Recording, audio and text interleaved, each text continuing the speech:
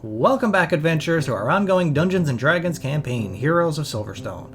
If you're new to the journey, don't worry, there's a link in the description to start from the very beginning. For now, let's dive back into the action and pick up right where we left off. Zaylin will go to get in the rowboat, but before he does, he salutes the captain and then gets in. Okay, you notice the two deckhands lower it and hold the boat in positions with long sticks, trying to keep it from rocking too much. You can climb down the rope over the edge, and you're the first one in, Zaylin. You hop in the rowboat. Everyone else getting in? Flies down. Oh yeah, fancy. How many people does this Try to get in as soon as possible. Sorry, it's hard to hear you, Kate. You're a bit low. Oh, I said, how many people does this look like it holds? Pretty much just your crew plus one, maybe. Okay. Yeah, like you guys are at capacity. There's 6 of you. It looks like 7 people, but you'd all be like almost like jammed up knees into each other's backs. So half of us are fun size. That's true. That That's helps. That helps. I mean, I can hover over the boat. Well, you can rest your wings though. Yeah, I mean, with a fairy and 2 halflings, it's okay. I love it. I assume you all hop in and start rowing. All right. The rowboat is lowered in the dark, churning waters. The wooden hull groaning as it settles in the waves. One by one, you climb down the rope ladder, take your seats. The oars are creaking in the locks as you prepare to row towards the shore. The silver seraph looms behind you, a reassuring presence as you push off and begin your journey through this obsidian maze. Each stroke of the oars cut through the water, propelling you closer to the island. The chill of the sea air bites at your skin. The scent of salt and seaweed grows stronger with each passing moment. As you approach the shoreline, your eyes catch sight of another rowboat, pulled up on ground and tied to a jagged rock a couple 100 feet away. Clearly, the pincer posse have made landfall. The rowboat scrapes against the hard stone shore, and you step out onto the obsidian ground. The surface is cold and unyielding beneath your boots. The landscape around you is stark and strange, the sharp peaks of the obsidian hills rising like dark sentinels against the night sky. As you stand on the stone shoreline, the sheer scale of the obsidian hills above you is overwhelming. The peaks are jagged and treacherous, their sharp edges cutting into the sky. So what do you do? So at this point, we don't really know a direction where we need to go. Just somewhere on this island, correct? Correct. It is a small island, like it's not that big, but Okay, and we know the pincer posse. I guess look for tracks to see if there's any signs that the pincer posse sort of landed around here to have an idea what direction they went. I'll also look for tracks. While they're looking for tracks, we get caught up in the moment. I'm just gonna go over to Jade and be like, "Were you okay? Were you hit or anything during the attack?" Oh, no, not at all. They didn't hit me. Oh, that's good then. And just basically make it a bit of conversation while they work. So would that be a survival check, Eddie? yeah, it is. I do have survival here, but also had something else. But yes, go ahead and roll survival for me. Whoever is going to be trying to focus and look for tracks. I think there was 2 of you said you're doing it. You could Yeah, if all you can so- roll for me there. Oh, I forgot. So, are we doing separate rolls, or is he giving me advantage? Like, how do you prefer to do that, Steve? If I could just give you advantage, since I literally can't roll anything, it'd be great.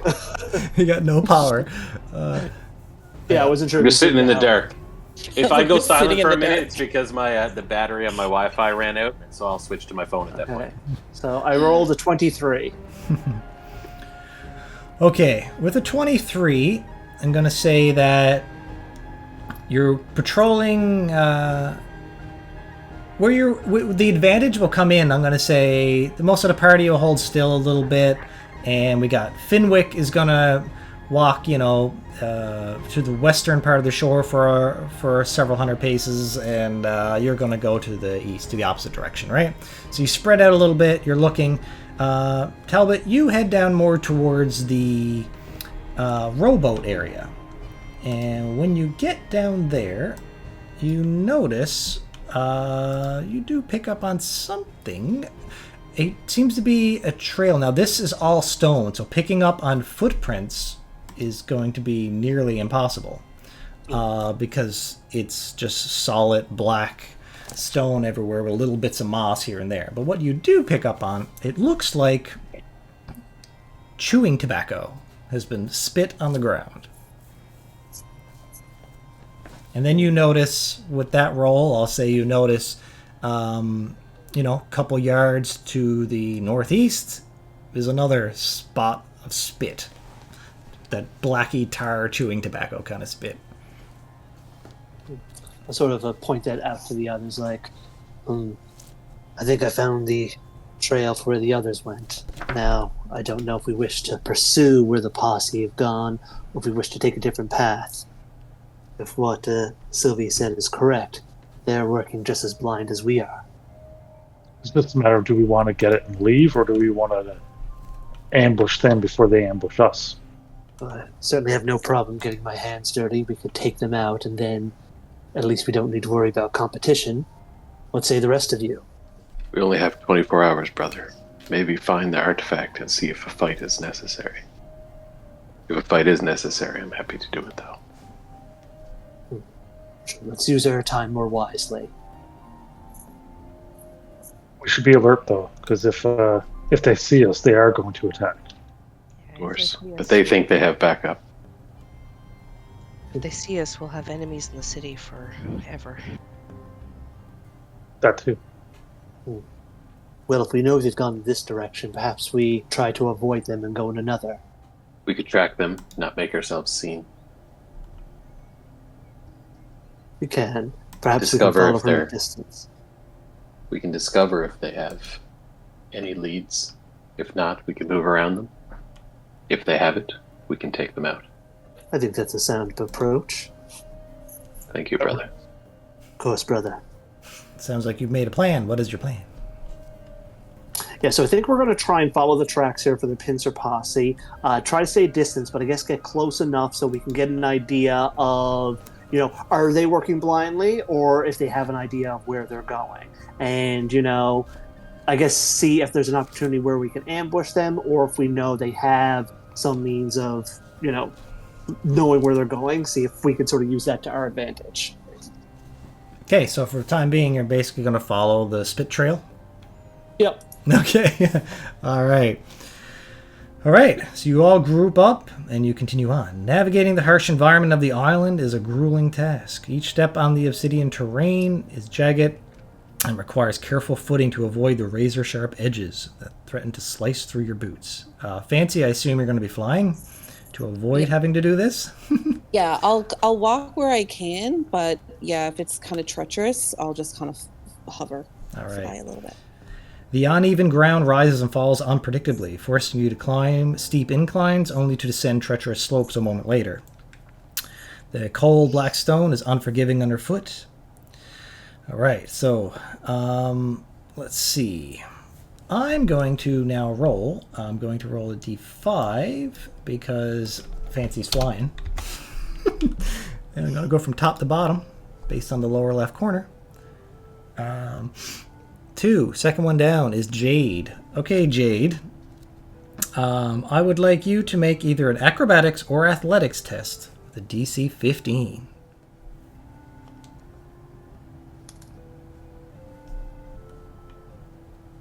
Okay.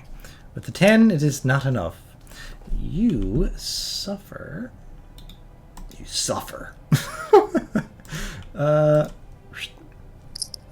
End of statement.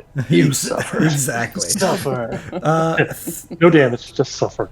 3 slashing damage. So essentially, as you're walking, everyone's sliding all over the place, and at this one point, you weren't able to catch yourself, and the sharp stone edge slices down along the side of your leg, drawing some blood and 3 damage. But you continue on.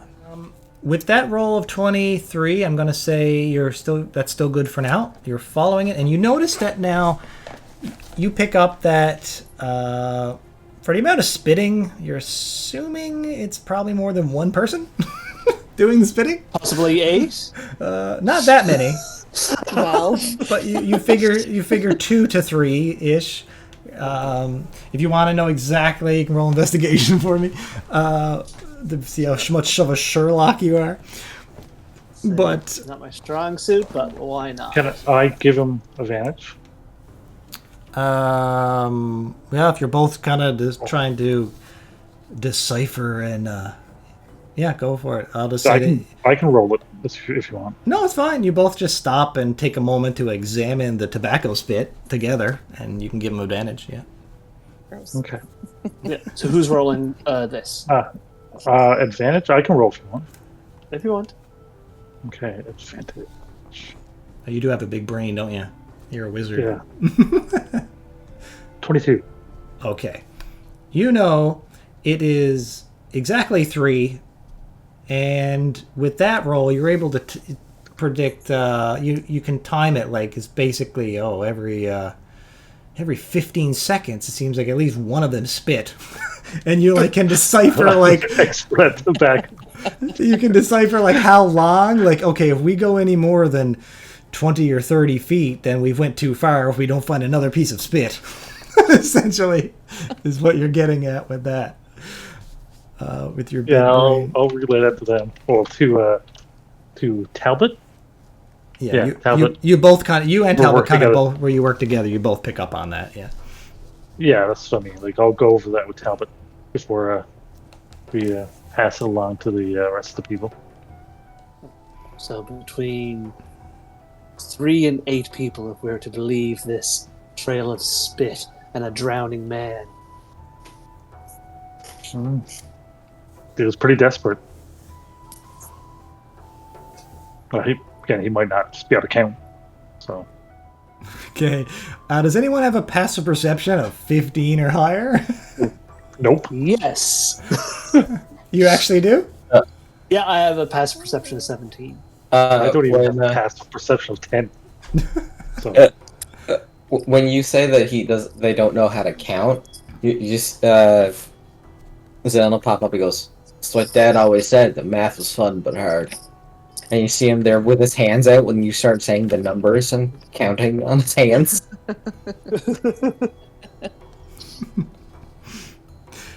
All right. So as you're traversing and you're pretty intently following this trail, which goes on for about 15 minutes, and it's a slow pace through this rough terrain and trying not to cut yourself up. As you traverse the harsh landscape, the air is thick with the scent of salt and brine. Your eyes are drawn. This is only for what's your name again? Talbot. This is only for Talbot now. Your eyes are drawn to a jagged rock formation jutting defiantly from the ground. Atop this rocky outcrop, about 60 feet above, you notice a large nest crafted from dried seaweed. Its intricate weavings a testament to the creature that calls this place home. The seaweed, bleached and battered by the relentless elements, rustles gently in the wind. Amidst the tangled, dried kelp and driftwood, you catch glimpses of bones and something shiny. Maybe, perhaps, treasures or something scavenged from the shoreline? You're not sure. But the nest serves as a stark reminder of the untamed and unpredictable nature of this desolate place. And before I mention that to the rest of the party, can I make a nature check to see if I have any idea what could possibly leave that nest? Yes, I will set the DC for this as a 15. Okay. It's not that easy, but it's also not extreme. I rolled just a 12, so no, I don't know. Close. So I'll just sort of point out, like, nest ahead. See some bones, possible trinkets. We should be wary. It's It's up sort of like 60 six. feet above you, not up in the Well, air. you said it was, well, he's sort of like pointing up because Yeah. it's in the direction we're traveling. Though. Yes, yeah, for sure. But I just wanted to be Yeah, clarified that it's like it's a one big jagged kind of spike, an unnatural, Yeah. weird looking spike, and right at the very top, 60 feet up there, there's a big nest. Yeah, so keep your eyes on the sky. Okay. So what's the plan? Continuing on? Yes. Yep. Okay. All right. For the marching orders for this, by the way, Mhm. I'm assuming I'm assuming Talbot has the lead for navigation tracking purposes. Yeah, I think Talbot's taking point on this, and I'm not sure if Finn's staying at his side while we're doing that, but I think Talbot's sort of clearing the way for everyone to sort of follow behind. Where is Jade located? Probably at the rear, based on. Okay, I'm going to fall back by them. Okay, so who's in the very back then? All the That's squishes? too much. I'll be in the middle. Yeah, Zalen will try to stick in the middle of the group. I'll probably be flying next to Zealand. Okay. All right. Good enough. Good to know. All right, so as you traverse the unforgiving landscape, you suddenly spot a figure slumped over some jagged rocks ahead. The moonlight casts a ghostly glow over the motionless form. It's hard to tell in the low light here and the distance, but it's just some kind of humanoid figure slumped over some jagged stone. Is it 80 feet in front of us? Yeah, it's quite a ways off, so it's a little hard to make out any kind of detail, but you can just make out that it's a half-orc. And, What kind of area are we in? Is there a lot of places for stuff to hide? Oh, for sure. So you can see the background image, right, of the island? Yes. Okay, so as I mentioned to you guys before, scroll up on your mouse wheel and make it the full size of your screen, and so it's much better than having a little square in the middle. Looks way cooler. Anyway, Thanks for that reminder. Yeah. So it's like that. It's essentially all just obsidian stone everywhere. It's kind of a lifeless place. However, there are some vegetation that is like defiant and still a little bit of greenery that's able to grow, like mosses or like different sea life that even on rocks can find a way to grow. But yeah, there's no like plants or trees or nothing like that. But yeah, there's jagged spikes everywhere. It's just so things could hide. As you look around, yeah, this could clearly be. There's probably 20 places for people could be hiding. Are there are we on a path that we can't divert from? Is it like a hills going up around us, or? You were we traveling wanted to flank this position. Yeah, so what you were traveling, there's no beaten paths here. However, the way you were going and following the tobacco trail, it did look like it was like the easiest route to follow. So it would be easier to continue forward, but you do not have to. You could easily, well, not easily, but you could start to climb and go a little off path, but it's like jagged rocks, so you'd have to maneuver your way around, but you're not forced to go this way by any means. You're not like in a canyon or anything like that, no. Is it raining or anything right now? No, it is just nighttime. It is dark. Okay. And you said, was this one of the pincer potsy? Sorry? Like by the green cloak. Is there a green cloak? They were wearing a dark green robe. Okay. So, quite possibly. Take that as you will. Okay. Everyone else you've seen wearing some form of dark green has been a part of the gang, so good possibility. Okay. I'm going to talk to the party and I'll say, this is either...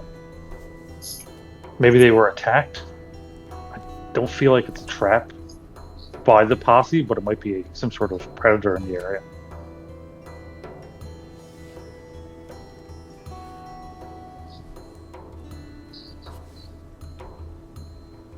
Well, we should investigate, for sure, but we should be cautious.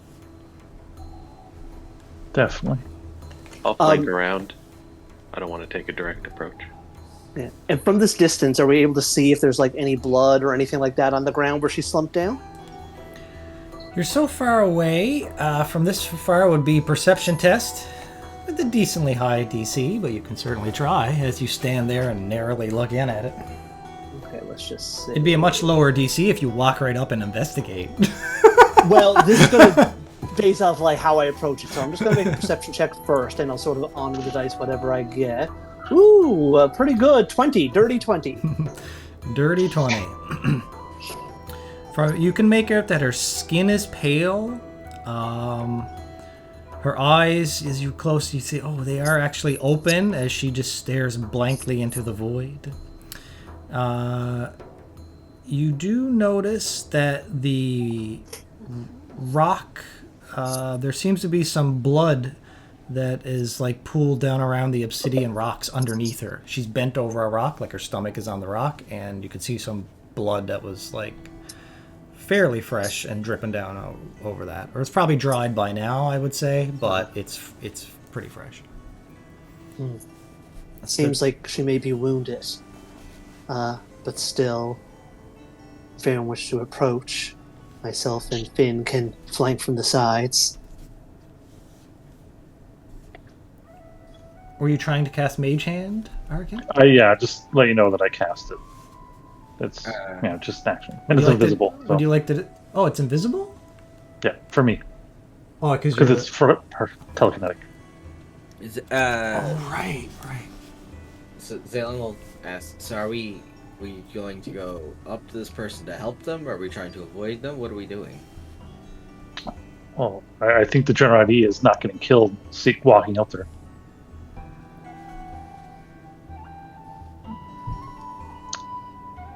You said they're about 80 feet away? Mm-hmm. Yep. So have the halflings left to go sneak around? I'm just. It started walking off the path. Yeah. Yeah, and I think like we'll probably go opposite sides so we can sort of like go in, like so we're not too far, but we're sort of out of view. If the rest of you want to go and approach, so we'll just sort of make sure that things turn south. We're sort of like flanking her and you guys if you all approach. Where they're going slower, I guess, where they're kind of trying to sneak around, I'll give them a little bit of leeway and then slowly start using my cane to make my way over the rock. I don't want to go more than like halfway, but 40 feet at the moment. Yeah, you'd have to give them about at least 2 minutes or so because the path is not as well beaten, right? So you guys are scaling up around. I would like you guys to do... I'll allow you two, Fenwick and Talbot. You can give me athletics or acrobatics. It'll be a low DC for now. Let's see. Did you say athletics or acrobatics? Yeah, either one. They're both pretty similar for me. You know what? I'll just do an athletics check. I feel like both skills could apply here, so... Alright. Oof. Oh, I thought that was a worse number. Okay, 14's actually not too bad.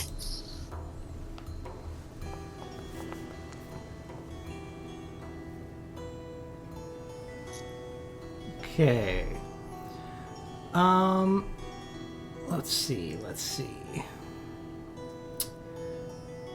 All right, Talbot, you are handling it fine, and you're using athletics, so you're kind of just like an athlete. You're just, good on your feet a little bit there, even though you have +0. But with that roll, you're basically going about it that approach. Fenwick, you are still successful. Just barely. As you're going by, you... Let me try and figure something out here, actually. Why don't you... okay. Hop down to the Whispers chat for me, please. The Secret Whispers. Fenwick? Where is that? In Discord. Oh, in Discord, okay. Hey. So, you dragged your spider climb out, eh?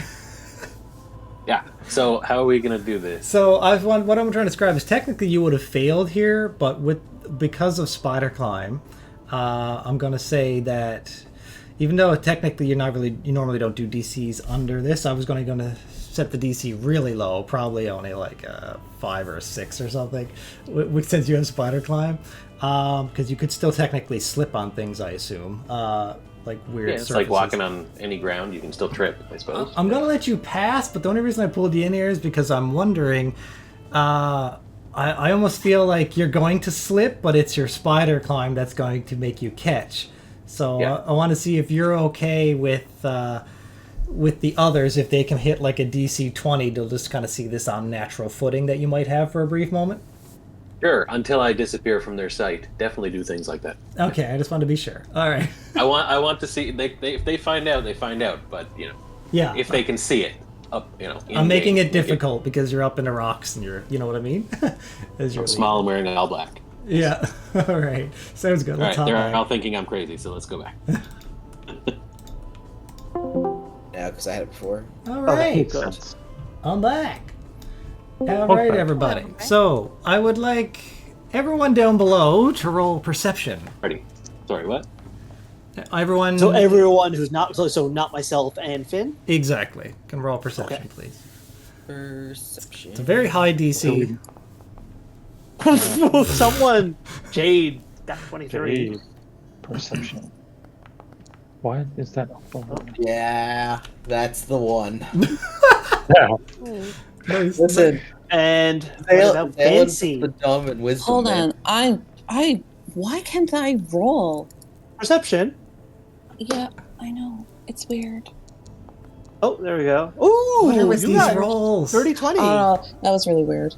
Anyway, okay. Well, I have a Figure it 20 out. DC, so I didn't expect you low-level characters to bomb it so good. But okay, real quick, I would like Jade and Fancy, the two who passed, to hop in the Discord Whispers chat, please. Oh, there.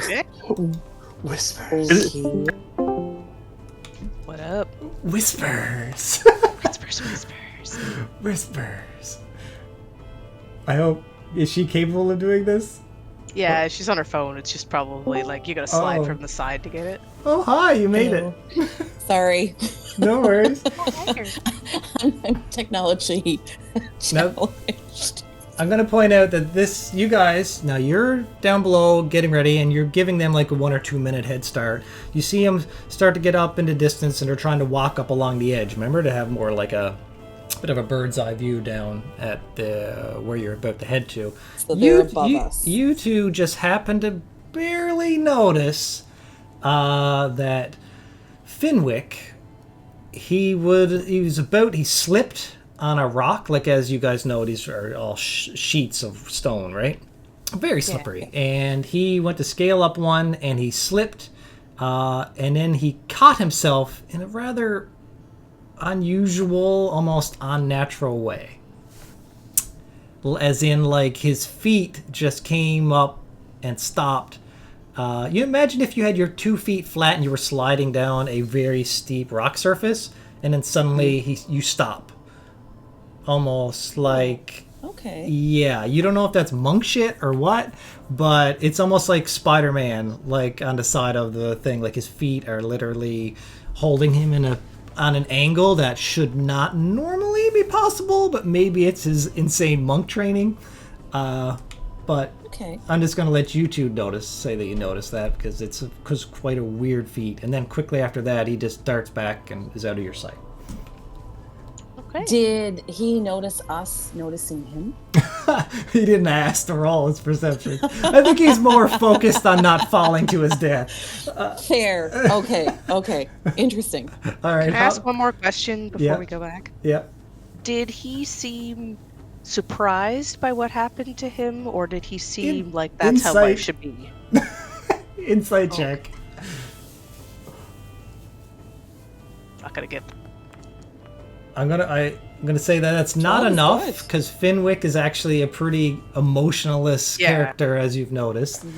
He doesn't show. He's not overly expressive. So his DC, I feel, is 12 wouldn't quite cut it. You're not sure. Fair enough. Thanks. Did and I don't. This all happened in a split time. Did Talbot seem to notice this, or was Talbot focused on what was ahead? And Insight if Talbot check. noticed, did he? Okay. You were watching Talbot's reaction. Okay. Or sorry, Jade. 16. He's a little easier to read. I'm gonna say it did not catch. What's his name? Talbot did not. Didn't seem to have a reaction. Talbot didn't have much of a reaction other than he quickly glanced. Okay. And it was almost like it didn't. Yeah, it didn't seem. It's not the Okay. first time he's seen him do it. Okay. Cool. All right, Okay, let's hop interesting. down to the next channel. Okay. With that, the two halflings disappear up behind the rocky surface. and the rest of you wait about 2 minutes, and then, as Arkin said, he begins to head forward, walking with his cane. And are you guys following Arkin, or waiting behind to see what he does? I'm Following. Yeah, Zan's following. I'm gonna. Yeah. I don't want to follow right behind him though. I want to hang back a little bit. How many feet? And I'm gonna fly. I'm probably gonna hang back maybe 10 feet, and I'm gonna fly up from the ground a little bit, just so I can kind of see, because I'm short, so I can kind of see a little bit more. It's assumed, Fancy, we already said last time that you're pretty much always flying unless you're landing on a flat surface, right? Because this was difficult terrain or that something, makes right? you avoid having to make checks to hurt yourself on the rough you're right. terrain. Okay. Yeah, so you can like hop with your wings from one to one. You don't have to worry about fall damage and slipping and falling and cutting your legs open. That would be cool to Perfect. do. So I'll just hang back about 10 feet. All right, you all approach. Now, who should I go to first? Well, first I'll go to the two halflings. You're up top because you're going to get in position. So I assume you're going around getting on the flank. And what is it exactly you wanted to do? Just get a good point of view? Getting a view, looking to see if there's anything else waiting to ambush the group. Yeah, especially where we're able, like, we're closer, though we're a bit more obscured back, just to get a better lay of the land here. So, so for what you mentioned before, she's there, green cloak, she's conscious to some degree, just seems dazed and wounded, but looking around, does there appear to be anything else around, just to sort of confirm, like, is this potentially an ambush? Just being extra cautious. Well, I did not describe her as conscious. I said her eyes are open and staring into the void. Yeah, so, okay. So it's almost, like she could be dead with her eyes open. There's now that I'm closer, can I sort of see if she's alive, or is she just like... I guess you both could give a good perception check now that you're up there, because you're trying to perceive if, there's any trouble around too, right? Like, this is the whole point of why you're here. So. Yeah, I wouldn't say... Yeah, if I was just focused on her, I'd say insight, but I'm looking at not just her, I'm looking at the area as well. You can do both. You can give me a roll for each. That's fine. Oh, okay. So perception to try to take in the surroundings. And... my perception, 25. And I guess... insight for her specifically. You're going to roll as well, right there, Fenwick? Yes. Insight. Okay. Yeah, my insight is poor. I'm or less focused perception, on her. whatever you were doing. Whether you're looking at her or the surroundings or both. It's up to you. I think I was more looking in the surroundings, so I would go perception. It's the same roll anyway, but let's do it. Okay. I'm feeling it tonight with my rolls. We'll get them out of the way now for perception, right? All right, so you're looking around. Fenwick, you just see jagged terrain everywhere. You see no other signs of anything of interest that stand out to you that's unusual about this area. Talbot, you look closely towards her down there on the rocks, and you're not able to make out any more detail. In fact, you're a little bit more distant now, so it's a little harder to make out details. And she's just motionless, not moving. And as for your perception, you scan the area, and you, from this angle now, I will say that you see that... No, but I'll just say that with that high roll, you are pretty confident that there's nobody lying in ambush. Unless they beat a 25 with stealth. You're pretty confident as you look around all the jagged hiding places. You don't think there's anybody else in the immediate area to ambush your friends down below. Okay, feeling confident in that, I'm going to draw my attention towards her as the group approaches, just in case anything happens there. For sure. And the rest of you guys, starting with Ardak, and all of you guys, I guess technically all of you, approach. How do you approach? You just go on up, and what do you do? Just making my way up to about 40 feet away, and then on pause for a moment. Okay, about 40 feet away, you pause. Nothing happens. Just quiet. Not much wildlife here. You hear the distant crashing of waves. Can we see the ship from where we're to? No, you guys have been traveling for a little while now. Okay. For about 15 minutes or so. So you're walking 15 minutes inland through jagged terrain, so no. After I pause for a moment and there's been no kind of warning, I'll proceed to about 10 more feet. Okay. And then my invisible hand is going to give him a little poke. All right. So you're about 30 feet away, and Nobody mage hand's moving up. Okay. So technically, it's not really like a mage hand, is it? It's just you're using your mind. It's telekinesis, so I'm assuming it's not a physical hand. It's more like you represent your mind power. It just works like mage hand. Telekinetic, I can move people with my mind. Part of the telekinetic feat is I can use the hand. Invisible. So I guess flavor-wise, it kind of comes across as being telekinetic, but structure-wise, they put the restraint of the mage hand on it. It's how it feels, if that makes sense.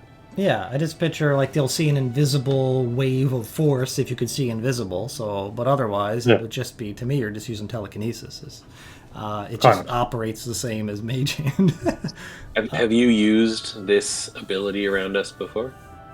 I shoved someone off a boat with telekinesis. Yeah. He did that twice. He knocked it twice. Yeah. Yeah. We have seen some telekinesis abilities. All right, so you poke. I actually never shoved him. I pulled him. Off a boat. That's true. I don't think it makes a difference. But no. In that case, Talbot, I think she's moving. Nice. Yeah. Talbot, when you're for perception of 25. I love the bolts. There's still life for the old lady yet. Talbot, the body begins to twitch. That's what we would see, though, right? Yeah. If we were watching the body. You're absolutely right. That's amazing. I want to go over to the body and inspect it. All right, but just to finish with Arkin there, as you poke it with your telekinetic shove, like how hard are you shoving it? Enough to knock it off the stone? Dance. Big solid. No, just enough that if she's alive, we might hear her groan or something. So like a Charlie horse punch, equivalent. Just whack. All right, you do that, and like the whole body just jerks for a moment, and then stops again. Nothing happens. The body's convulsing. No, that's me. That's me. Keep your crossbow I think. All right. I think she's dead. Salen, you approach. Yeah, I'm gonna check out the body. Oh my gosh. How you checking it? She's lid down with her belly over a rock, dangling, over a boulder, essentially. I'm gonna try to pull her up. All right, pull her off the rock and let her fall to the ground. Like, pull her up to me? Oh, you're gonna pull her up and like hold her up close to you. Yeah. Okay. All right. So if she kills them, we should be able to make it out of here unnoticed.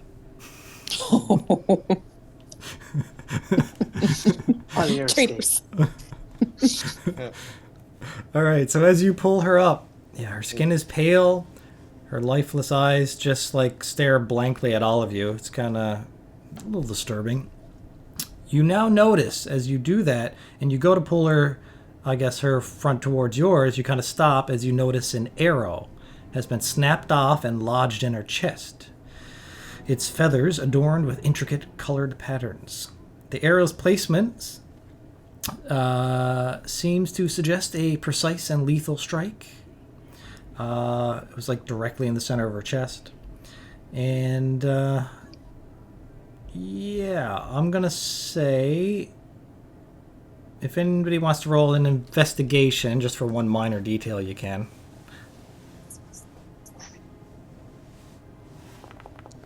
Any of those that are down there. Damn. I didn't know the dice went that high. Oh, yeah. I love it. Look at all of you. Wow. Okay. Apparently, we all attend the same arrow class. Well, I'll say that all three of you do notice that it's clear that the weight of her body appears to have snapped the arrow from the pressure of her fall. So it looks like she got shot in the stomach, and then as she turned and fell over, she fell on the rock and then it drove the arrow and it lodged in deeper, which caused more of even more damage, and that's what she was bleeding out with there. With the... Wow, we got a 26 and a 25?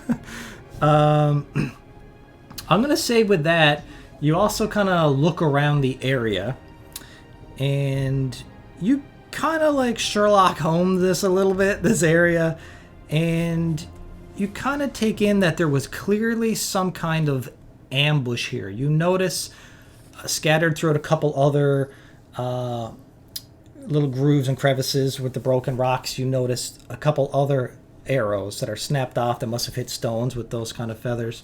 A couple other splashes of blood that is kind of hard to see, but against the dark stone at nighttime with only moonlight. But either way, you do notice that there was clearly some kind of ambush here. Something ambushed the pincer posse, and there were multiple people wounded. And with the critical, so just Arkin gets this. Even though it's kind of normally a survival check, but where you roll a crit, I'll give it to you. Because Jade got the crit. I was gonna say it was Kate who got the crit. Oh, I'm sorry. Yeah. Jade, I couldn't tell. Jade, you notice that a particular trail of blood from someone who was wounded heads off in a certain direction. So it's clear that somebody was wounded, possibly, by an arrow or something, and stumbled off in a particular direction. Got a bunch of Sherlocks on our team. Yeah, I'd like to imagine that, Archon and Jade kind of, have this moment where they, just investigate together. Yeah, I can picture both of them, talking back and forth about what they see. Do we have another group here after this, or do we have, natives to the island? Do the arrows look that's a stupid question, but do they look more primitive, goblinish? Or do they look delicately made? With your high rolls of 25 and your 26 and putting your heads together, when you start questioning the arrows, you start to pick up that these arrows look like they were forged out of sea debris. Like something that would be like ships or boats that were disassembled and forged down into arrows. So it's probably shipwrecked people or some sort of scavengers on the island. These arrows were made out of shipwrecks, more than likely, and but the arrows or the feathers come from some kind of feathered creature. Pat down the missus. Okay, you pat her down. You find 4 daggers. You find 6 gold coins, 2 days' rations. And that is all. Okay. So there's what? How many of us is there? 6? Oh, yeah. But basically, I'll pocket the 6 gold, and as I come across each of them, I'll give them each a gold. Okay. So just assume the next time I see everyone, I hand them off a gold. Just mention there's daggers and rations on her too, if anyone wants them. I'm gonna, while they're sorting through all this stuff, I'm gonna take the body and gonna put it aside and kind of not prepare it, but just make sure that it's somewhere safe or it won't get too battered or beaten up in case someone wants to try to find the remains. Okay, you just put it in a better position for death than just over a rock bleeding out. Yeah, just you do what you can considering the environment. You just set it to rest the best you can. Yeah.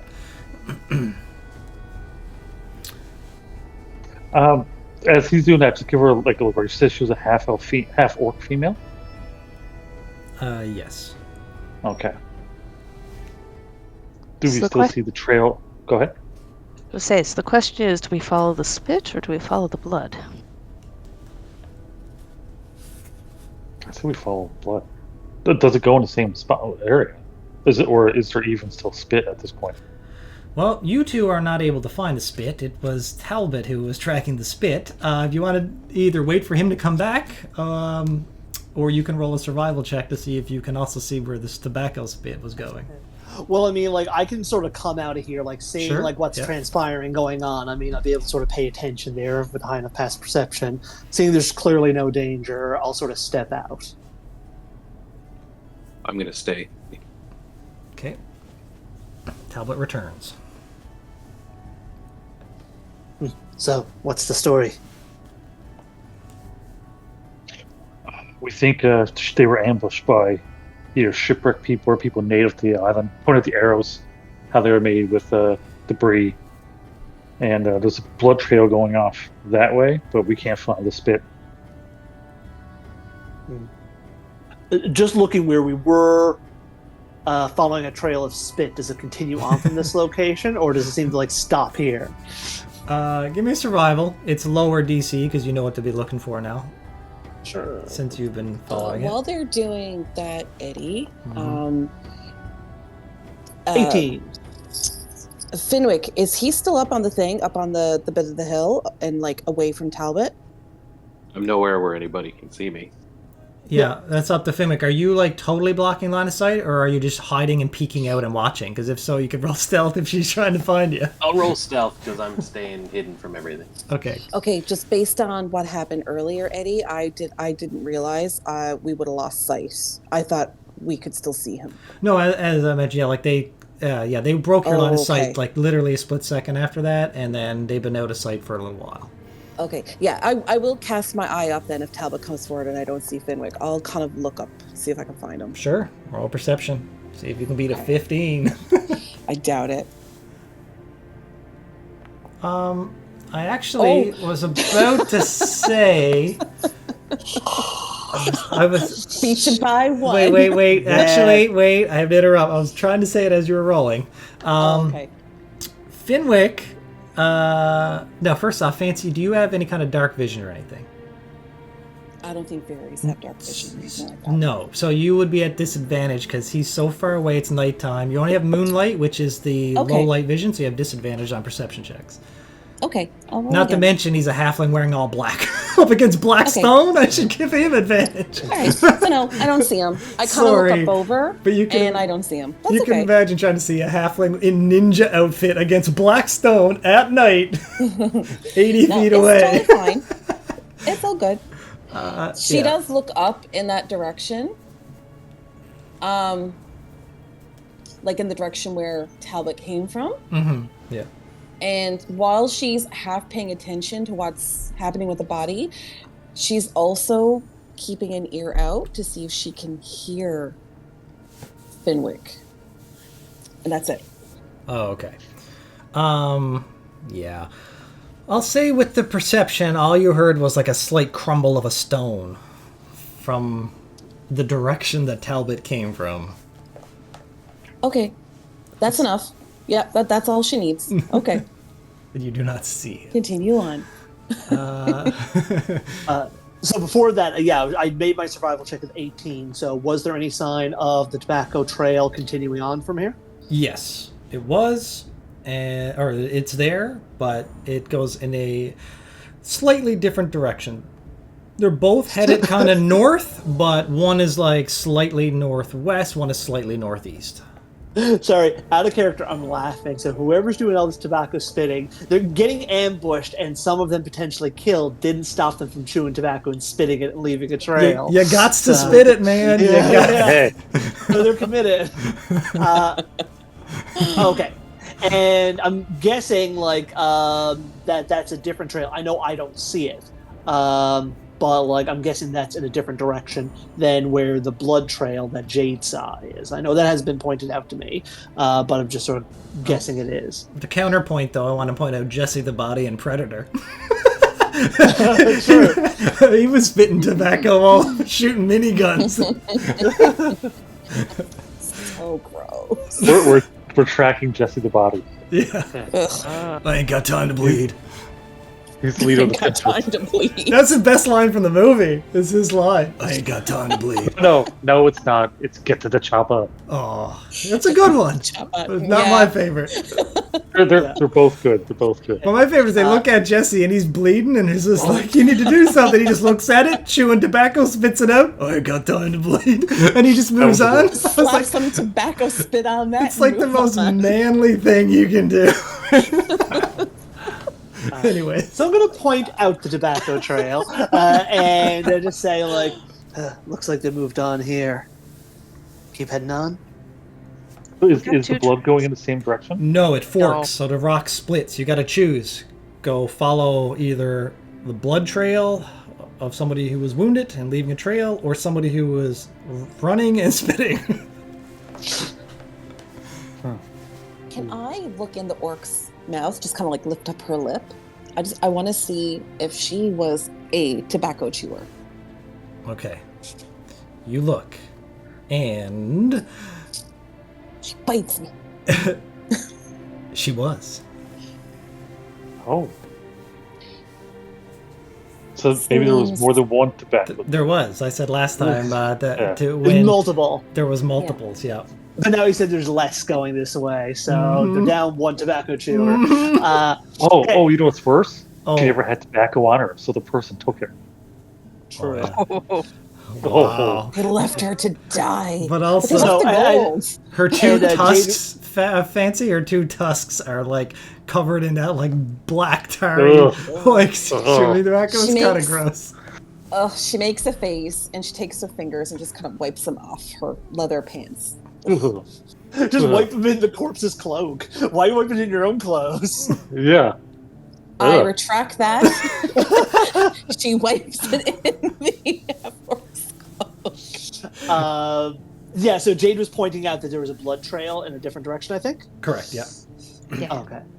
I'll say with your so- survival of 18, you can. Well, your passive survival. Well, you're right. You roll an 18. You can clearly see it now that she points it out. You can clearly see both. Well, we have two options then. We follow the blood, we might be able to find a member of the pincer posse. If they're still alive, we can get some information, but we might just find another corpse, or we can follow the trail to see where the others went. I agree. If we follow the trail, there's a chance that it's a lone person. We might be able to find out if the pincer party's found anything on the island. Pincer posse, not pincer party. Yeah, it's the same thing. They're having a tobacco chewing party. Blood trail it is. Okay. All right. Now the last Go the ahead. last thing is, do you want to take that cloak and pretend we're a friend if we get far enough away that they can't tell? Good idea. I like that. Bit big for me, so which one of you want to take it? As I mentioned, it is a robe, not a cloak. But Oh, we won't make her naked. no, I'm just Semantics. saying. Tis a robe. I'll just. Is she wearing anything underneath it, though? Are you going to check? You going Naked. pure commando? The pincer party are nudist. I'll grab the cloak and just like kind of. Tis a robe, not a cloak. Bro! Which means you have to go and pull her clothes off of her. I'm just It's a clarifying this. robe, people. Okay. I can make myself look like her. That's why I looked at her appearance I- a little bit ago, just so everyone knows. I'm saying this out loud too, by the way. So we don't need to take the cloak. I don't think we should leave her naked anyway. I think she's fine where she's. I'm hoping she's wearing clothes underneath that. What kind of thieves wear robes? You're all standing there debating whether to strip her naked or not. Yeah. Before What a bunch of moving. weirdos. And I'm gonna start walking away. Fancy looks over to Zaylin and she says, You don't know this person. And yet you care about her? I might not care about her, but someone might. She gives you an odd look and gives a nod. So sort of like, so what Zaylin was saying was just didn't want her. Did he not want her left here, or didn't want her just sort of left here, like naked or in her small clothes? He didn't want to left here. It's what he like that. Is what he told Fancy. Yeah, it was explained we don't need to like steal all of her dignity. She can just leave her with some. Don't really have the luxury of doing anything like that right now. And time's not on our side. As Arcan walks away from them talking, after he gets like 20 feet away in the dark, he kind of whispers to himself. He's like, "Finwick, are you near?" Because I can't see him at all. I'm blind. And just to see if he responds. I'm curious if he followed or stayed where he's to. I'm following, but I'm like 30, 35 feet to your right, most likely. Yeah. Talbot So if knows you you're there, whispered so it- he's not even looking. I did not. No. Yeah. Yeah. I doubt My your passive perception is- perception is probably not good enough to pick up on a whisper from So 30 feet away. perception, I'm lucky I'm on a... it's so bad. Yeah. Okay, yeah. So just gonna follow the blood. Not in a hurry, because we're gonna catch up. And I'm walking with my cane. All right. So is it fair to say everybody rallies up and continues on in the path of the blood? I'm staying off to the side, but yeah. All right. yeah. So you want to remain stealth, do you? I will remain hidden if I can. Yeah. Yep. So It's like just off the path which we're following, like just and I'll sort of like lead the rest of the group. So it's 5 of us and then him off. I assume nobody here has a passive perception more than 15. I do. All right. Well, you're able to spot Finwick as you travel a little bit, but nobody else is. Yeah. But And I give like no acknowledge. Like I know he's there, and I'm not like giving any indication of like looking in that general direction. As we go, I say if it gets too dark, I can make us light. It'll just give away our presence too. So I'm holding off. Luckily, Useful to know, though. luckily for you, it's a bright night. That's why you guys with no light sources are Yeah. still able to navigate. There's no cloud cover. It's just you can clearly see, but it's just low light conditions. So disadvantage on all perception tests technically for anything that's like more than 60 feet away, I think. Yeah. All right, you continue on for about another probably 20 minutes or so. You're following this path, I'll say, between, now that it's been identified to you, Talbot, you're able to track it for about the full 20 minutes. And taking your time, of course, until it comes to an area as you maneuver through the treacherous terrain. Now your eyes catch a glimmer of an oil lantern resting precariously on the ground. Its flickering light reveals a humanoid figure wearing casual clothes with a dark green scarf. He's sitting with his head tilted down towards the ground and between his knees. The lantern's glow casts an eerie shadows across the scene, illuminating the dark, foreboding cave entrance, partially obscured by the surrounding rocks. Can I do an insight check to see if this person is dead, or do I get any slight move that indicates they're alive? And the fact that there's a lantern directly under their feet, he's well lit up, so Okay. not a Let's see. Oh, good roll. Good rolls 24. on you guys tonight. I'm getting some good rolls. We'll be all are. This you're watching and you closely look, so it's a mix of insight and perception, I'll say, a bit of both. And you're like, yeah, based on that, you don't see any movement of breathing. Like, you don't see, even if they were asleep with their head between their legs, there should be, the back should be coming up and down a little or something, or the occasional little droop, or movement.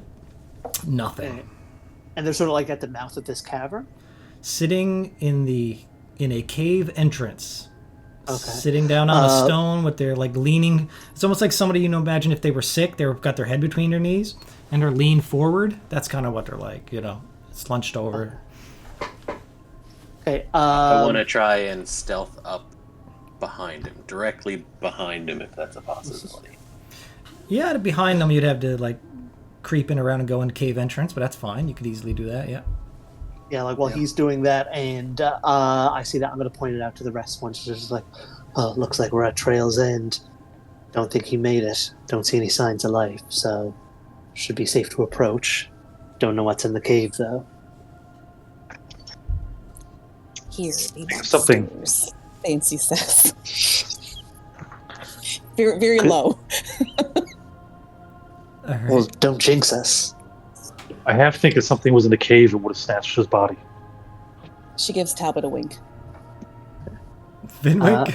Yeah, we'll go to Finwick real quick. All right, Finwick. Absolutely. All right, you little ninja boy. All right, you sneak up behind. Easy enough done. I would like you can roll me another stealth check because that 15 was for the last 20 minutes of navigating and stealthing around just to see how well you sneak up here and how quiet you are. Ooh, Wow. Nice. nice. Invisible. Even Talbot loses sight on. He is the shadow. All right. So what are you doing, Finwick? You're invisible. I'm gonna get right up behind him, pull out my blade, and just put it down in front of his throat and see if I get a response. Okay. You do so, and there's no response. No movement, no reaction. And now that you are close with the flickering of the light, you can see now, down in between his legs where he was hunched over, it was hard to see with the casting of the shadows of the lantern and the rock there. But whoever this was, this clearly also had an arrow wound, but in the lower abdomen, and it looks like there's a lot of blood, and they have bled out on the ground, the dark ground before you.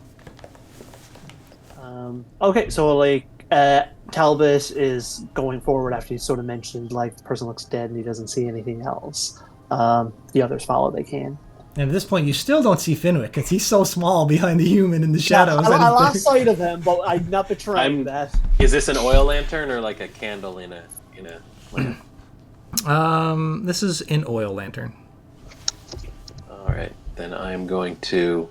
You don't see me do that. I sheath my sword really quick and I turn out the light on the lantern. All right, shut it off. Yeah. You guys are approaching this body, and the rest of you, and then the lantern goes out. Then I want to move to the front of the party where they're walking. And stealthily fall in line? Nope, just appear in front of them. Okay. All right. So suddenly out of the shadow, everything goes dark and your eyes take a moment to quickly adjust, and by the time you blink once or twice, and then suddenly, as if out of nowhere, a hobbit stands before you. He's dead too. Arrow in the gut. Figured as much. Man, that is really going around out here. Does it look? Are there any footprints like besides ours, like in the front of the cave? The half-orc had it between the sternum, for the record. This one had the abdomen. But yes. If you're going to be looking for tracks, that's survival. Let's give it a whirl. Yes. That's an 11. She gets down. She crouches. She kind of like puts her hand out on the ground. She doesn't really know what she's at. She's just looking. Yeah, you're doing your best, but the terrain, it's a weird terrain. You're not used to obsidian rock and looking for footprints and stuff like that, right?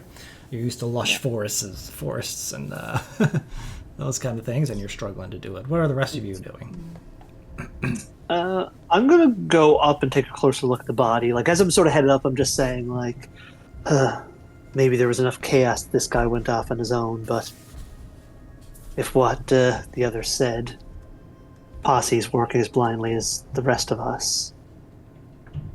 I'm going to take a look at his body. Do I find anything on it? Is just like more knives and like anything else there, or You can find you make a check? 2 knives, 3 days rations, 4 gold.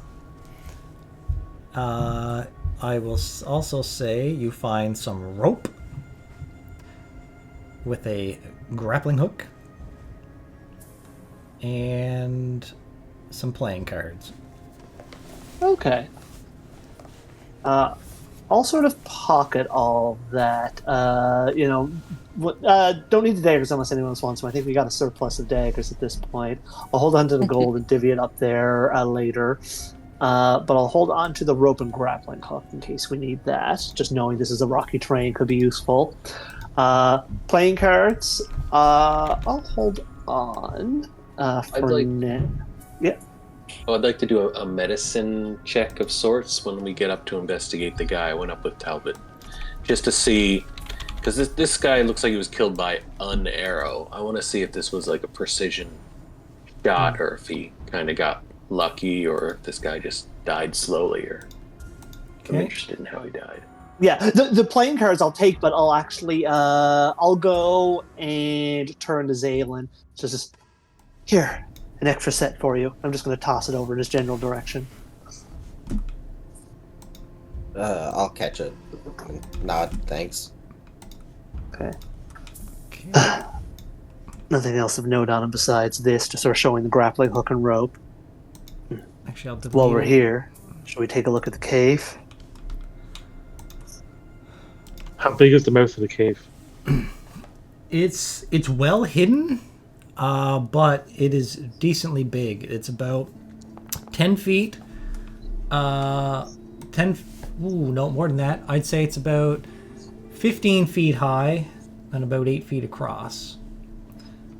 I wonder if this is where our ambushers live, and he was just unlucky enough to stumble in front of it. Absolutely. So your medicine check with 7, obviously, with that kind of roll. Yeah. You're not too. So what was it you were asking specifically? I'm trying to find out more about the shooter by the way this guy died. Okay. Well, all you can make out is the obvious arrow wound to the stomach and blood poured out, and like a lot of blood poured out, and at this particular location. Even with a medicine of 7, pretty clear that was the cause of death. But that's about it. Is it a crossbow bolt or an arrow? Well, the arrow, whatever it did, has been removed. Oh, okay. You can just see there's like you've seen enough arrow wounds to know like it's a small, narrow thing. Well, I guess technically I should have made you roll an investigation, but it's fine. You make out that it looks similar to the other one, and it looks like an arrow stuck in, but like maybe he ripped it out and bled out. But I just want some clarity. We know that the totem is on this island, but we don't really know where. Correct. Beyond that, like there was no kind of. Correct. So how is the body currently? Is it like slumped over? Yeah, so it's sitting on a rock. It was leaned forward as if you put both elbows on each knee, and you had your head down between your legs, like somebody who's sick and about to throw up kind of thing. So whoever this was like in this position, you're assuming, and then bled out. I'm gonna do the same thing again, where I kind of put them down in like down in like a safe position kind of thing. Yep. Okay. Zaylin respects the dead, even if they are the enemy. Very nice. I'm still knelt down looking at the prints. All right, well, what are you doing, Ranger? So sort of noticing if Fancy sort of looking around, I'm going to look around to see at the mouth of the cave if there's any signs of traffic, if there's any type of occupant or beast that regularly travels in here, if I see any signs. So I'm guessing that would be a survival check. Or investigation, but because it's a mix of tracks or other signs, could be other things too. So I'll let you roll either one. I'll do survival. It makes more sense for this character. Yeah. So let's do a survival check. If you're looking for more foot traffic and stuff like that, for sure. 14, not bad.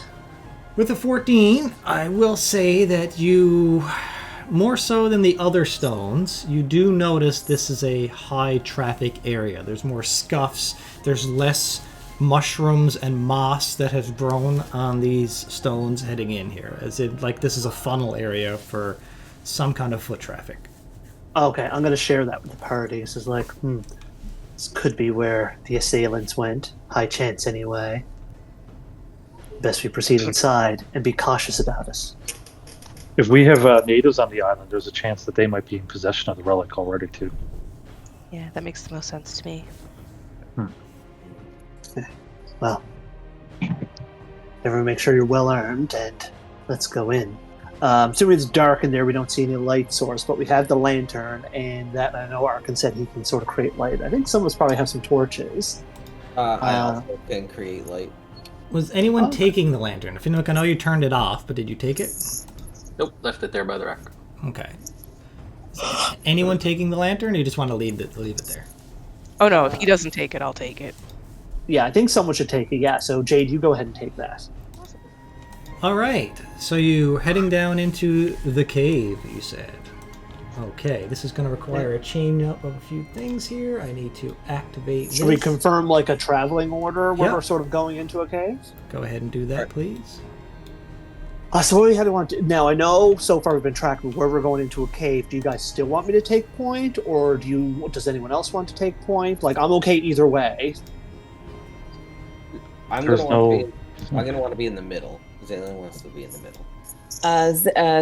Fancy's gonna be next to Zaylin. She doesn't want to. She wants to be in the middle too. I'm okay to be up front. I'll be in the rear. I'll be up front as well. Well, you guys, I'll let you rearrange yourself in just a sec. Who actually has a light source here, so I can activate it on the token? That's why I was going to ask who was going in first. Okay, so I think Jade, if she wants to use her lantern, she can go in, and then myself and Finn can be behind her, and then it could be Fancy and Zaylin, and then Arkin. It sort of sounds from what everyone said. Does that sound like a decent traveling order? Yeah, I'll just pop what's my spell called? Dancing lights. Yes, thank you.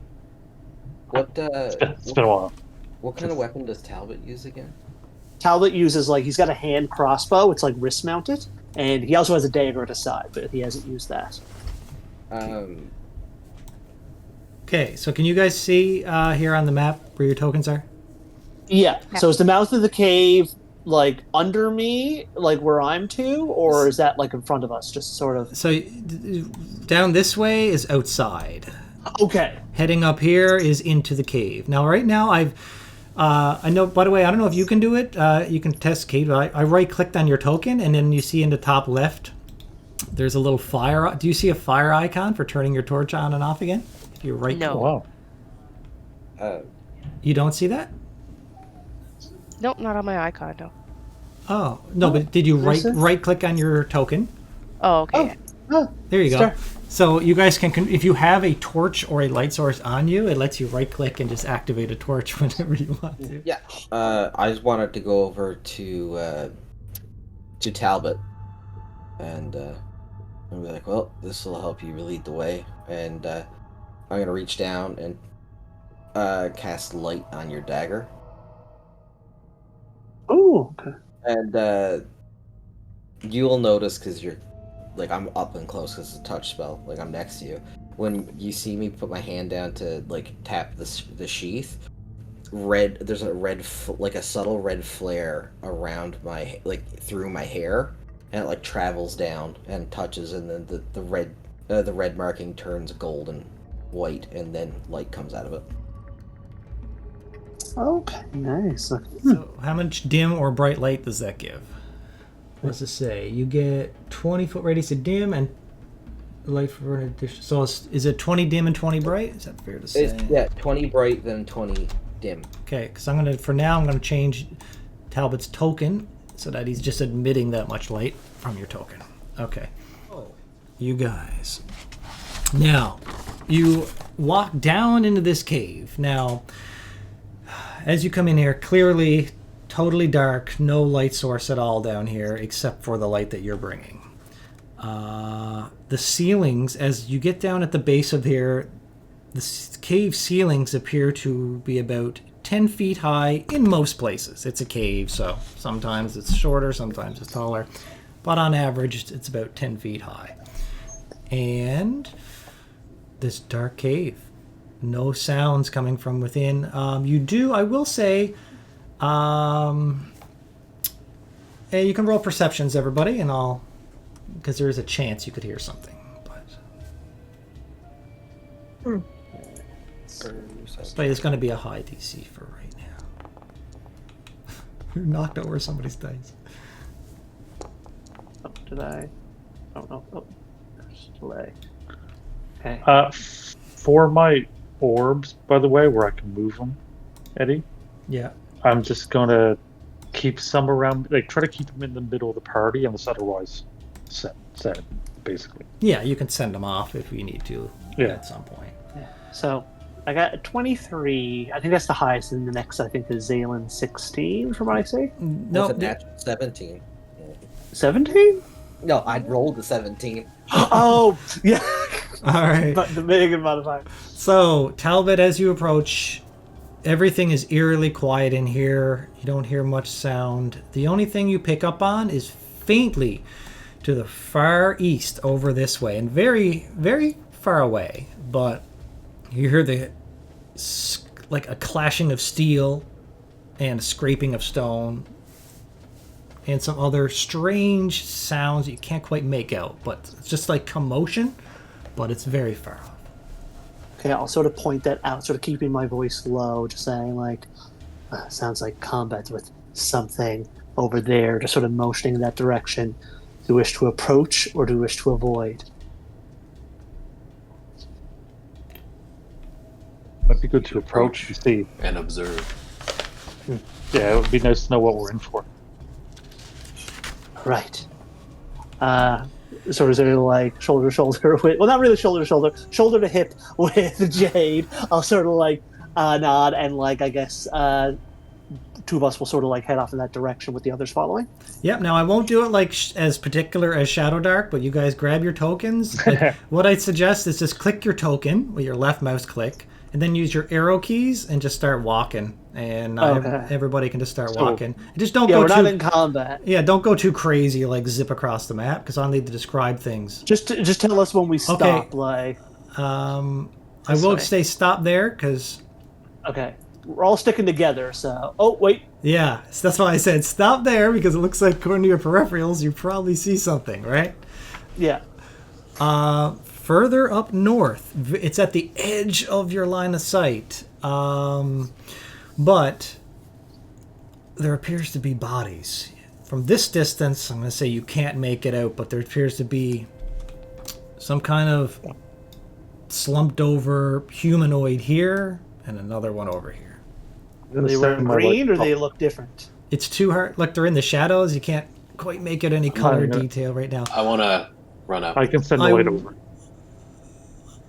I will say that as you get up here... Well, you're running off up here. I wanted to come see the dead body. All right. What are the rest of you guys doing? As he rushes forward, I just want to know: are you standing back or Talbot? As he sort of knows it, Talbot sort of stays here. He sees Finwick go off, but he sort of holds position until whatever Finwick decides. I'm going to send one of my lights up here and another one over here to light up this area. Okay. All right. So, Finwick, you rush up just as you're dashing up there to get a better look at what these bodies are.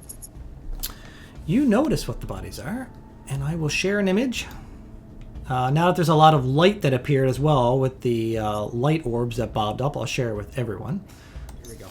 So as you step into this dimly lit entrance chamber, the air here was thick with the scent of death, and the floor is strewn with lifeless bodies of two black-scaled lizard folk, their faces twisted in final defiance. These two bodies lie near the large double doors to the north, each with multiple piercing wounds. Their eyes, once vibrant, now stare blankly at the ceiling, their blood pooling around them in a grim testament to what occurred here. To the north of this area, a large double door made of black iron stands ominously. The door is protected by a shimmering, dull green aura, casting an unnatural glow on the surrounding stone. It's very dull, so it's enough that you couldn't see it coming in, but now that you get up there and shine the light, you can see that it's this aura hums softly, hinting at powerful magic at work. And with Can that, I I see will. how long this lizard folk has been dead? Ooh, pretty. And just like that, Fenwick gets distracted. I described the door, but it's too Bodies, what late. bodies? It's like, ooh, pretty. That's a little bit more than dim, but I get it. I get it. Yeah. But Sir. it still looks cool. I like it. I'm gonna It's say almost as if it's reacting to the light in the room. It flares up a little bit. exactly. There we go. All right. What were you saying, Fenwick? And who's to say I wasn't talking about the dead body? I'm trying to find out how long it's been dead. Medicine. I was hoping. Okay. Got this medicine. I want to make it work. Come on. Ooh, nice. You look at this, and it is recent. Within the last, with a roll like that, I'll say probably about 45 minutes.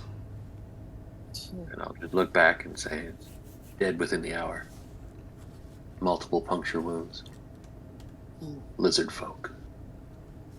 I guess whatever did the job is further on in, sort of turning my head slightly to the passage we were going down, where I guess I'm still hearing the sounds of combat going on in the distance. Yes, as you made that way, it gets slightly louder, with each 10 feet or so that you go. That door doesn't look like it's going to open up easier, though it does look like a prime location to where we can find this idol.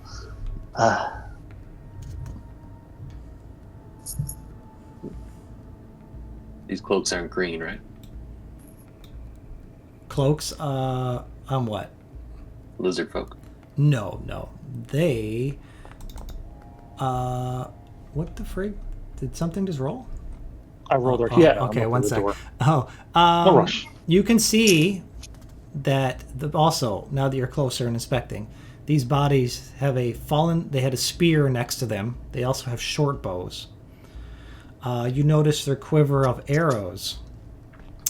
The arrows have brightly colored feathers similar to what you've seen before. As for what they're wearing, armor-wise, they are not really wearing any armor. It's I know in the image it got some armor on there, but yeah, they're mostly looks like they're relying on natural armor with their scales, and anything they have there might just be like crude clothing or different pieces of obsidian are strapped to them for looks or something like that. But yeah, Well, I'm gonna say, not the pincers, guards, maybe. This arrow look familiar from the woman. Indeed, it does. Looks like we found our assailants. Don't think we'll be getting that door open, and I don't see another way further into the cave besides this way.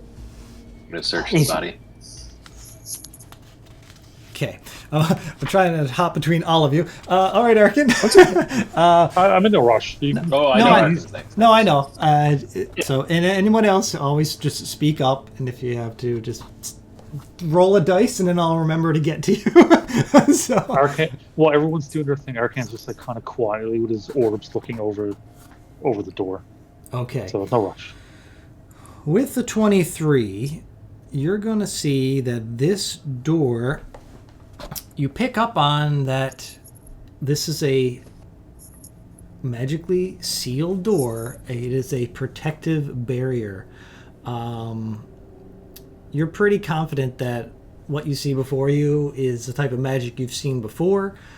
It's kind of primitive, old magic, but it's essentially just that. It's designed to keep people out or to keep what is there protected. So, looking at the door, is there a place for a key, or based on this, does it have to be dispelled to open it? From with your arcana and just sizing up, you see no keyholes, nowhere, anything like that. But it looks to you, it's going to have to be dispelled. Okay. I want to take a look at Zaylin. How is Zaylin reacting to seeing these dead lizard folk? Dead lizard folk? Yeah. He's staring at him, but he's not doing what he was doing for the other ones. He's not as visceral, I guess. Okay. Talbot thinks thinks to himself, but sort of quietly says under his breath, like, "Oh, no bleeding heart for the lizards then." Jade chuckles a little. Can I do one of my lights over here? I just want to see if that's a cave wall or if that's another hall. After Talbot mentioned that that's the only way. Sorry, you wanna do what? Move a light where? Move my light over here. Sure. And you don't have to move it. You can just tell me if there's a cave entrance there or if that's a dead end. It continues on. Okay. But there's another way over here too. And this door is magically sealed. You will need to dispel it to open it. It's either protecting something or keeping something trapped. As I continue back to the party. Before we go on, can I roll something to see how hardy I think a lizard folk is? Like what the strength might have taken to take these two things down? Oh, that's nice. Yeah. Yeah. I would. Well, before you say that, or before you do that, I do want to point out that none of you, have ever seen black-scaled lizard folk before. So they're not already. Don't see color. Zing. But I'm just pointing out. Well, lizard folk are quite rare, anyways. It's not like they're just hanging out in Silverstone. You don't see them in the cities or anything like that. And essentially, when you may have seen them or heard of them, I mean, black is pretty rare, or you've never really heard of any before. But that being said, what skill would be like? So the biology of a creature, is that medical, or I wonder what would fall under? I think that sounds like nature to me, and nature, yeah. That's a tough question. Medically, you can see how much wounds it took to take them down. Like you can assess the wounds. Nature would be more of the overall, perhaps, lizard person. More about them. Knowledge. What she knows about lizard folk in general, or what does she think about how... Yeah, I think that's a good assessment, so leave that choice there. Yeah. Yeah, essentially Jade's priority is we are going to have to fight, in theory, the things that killed these things. Are they stronger than us, weaker than us? Like, Potential vulnerability. Did it take a giant to kill these things? That's kind of all that I'm looking at. Like, do these things look like ripped dwarf dudes that like work on a dock, or do they kind of look like children? Okay. Are these gnomish lizard folk or Goliath lizard folk? These stand between. These two stand between 6 to 7 feet in height. Oh my poop! They're big boys. Yep, these are not tawny lizard folk. They clearly, well, you choose. You want to roll nature to get more of, I'll tell you a little bit about like their biology or their stats essentially, or do you want to roll medicine for what? Like how hard, I'll tell you how hard, roughly an idea of how hard they would be to kill. Yeah. Which one? Or both? No, I'm going to do nature. Nice. Nope. In any way? Oh! I could say you can just do your own roll, because where this is like a thing you're thinking about, you can't really assist with thoughts. But Actually, I was going to do something similar that may have assisted with her thought process. Oh, okay. I was going to try and stab one through its scales to see how hard it was. Okay. Okay. Well, but she wasn't rolling medicine; she was rolling nature. But either way, why don't you roll your medicine, since you're over there testing it's how much damage these bodies could take. So you just give me a medicine check. Stabbing a corpse for science. For science. I'm doing this for science. All right. I'm doing it for research purposes. I'm going to say so the average human would have about 10 HP. Is that fair to say? Or no, it's like 5 or 6. Commoner has like 5 or 6. Okay. Now the average warrior, like these guys look like fighters. Okay, I'll give it a bit of an estimate based on your. Oh, go ahead. I was saying a human wizard has 6 hit points. I'm pretty sure that's a baseline for a human. Yeah. So as you stab this one, and you try to get a feel for it, and the toughness of the scales and the thick density of its muscles, you're assuming with a roll like that, I'll say between 3 to 4 times the density of a commoner. They're tough. Their hide is thick. Their deaths would be marvelous. And they have a natural armor as well, obviously. The scales means their AC is up as well. It's fascinating. They would be able to take so much punishment. So whatever killed them, we probably have to fight. Be ready. If we're lucky, maybe it's just more posse members. They seem easy enough. I mean, how many people are on this damn island? Yeah, it's probably posse. But you never know.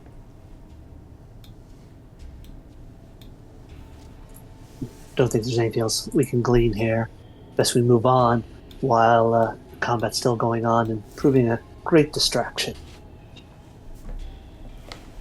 Okay, so keep walking up like that. I'm just moving them up. Do them slowly with caution.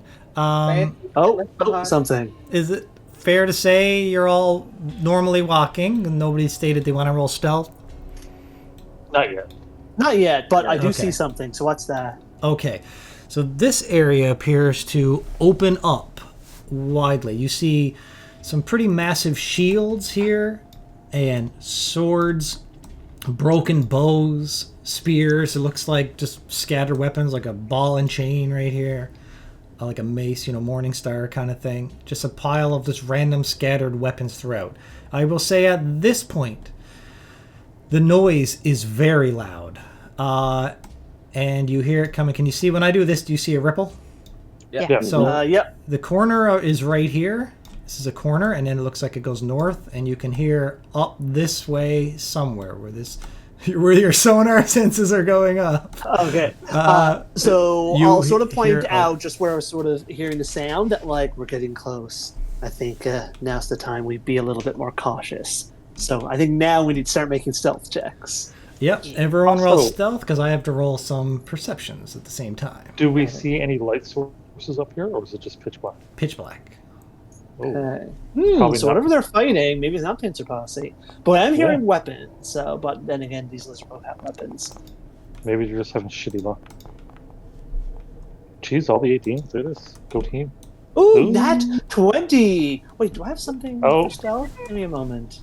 Oh no, that's nothing. Oh, man. Oh, Fancy. wow. Fancy's wings are like, bzzz. Well, I think if this is a group check, we still more than pass. Doesn't matter if Fancy got a 9. Oh, yeah. Okay. So, let me see here. Give me a sec. It is going to be passive perception. I can see what the passive perception is.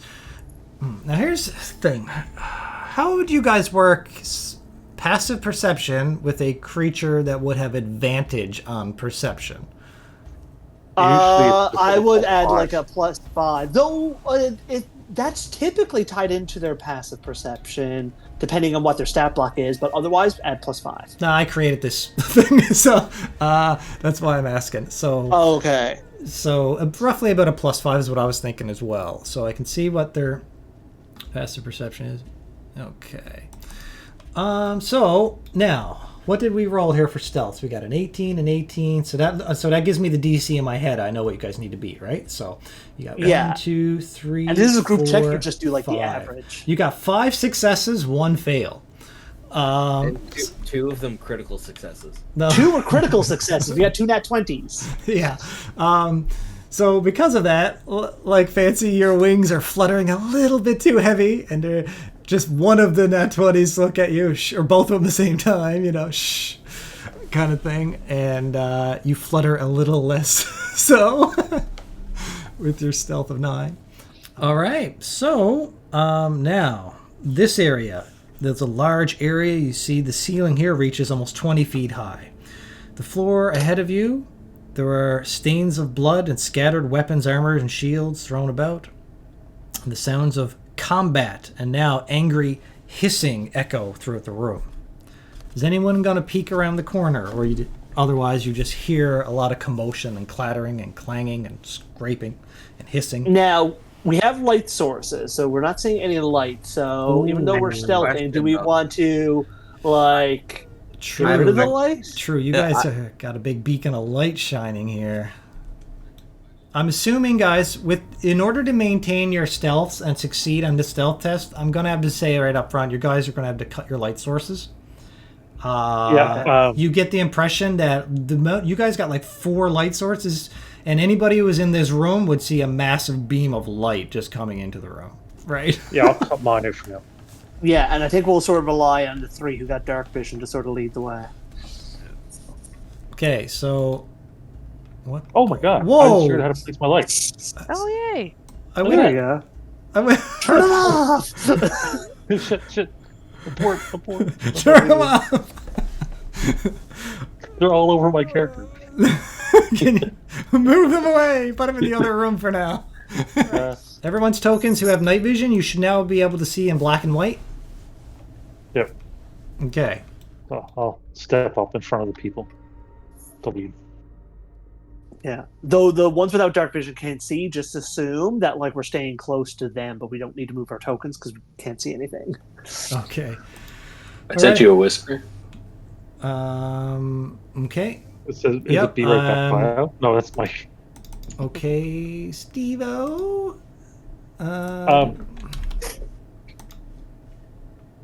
From here, I'm going to reach back and just take Kate's hand so she knows where I'm going.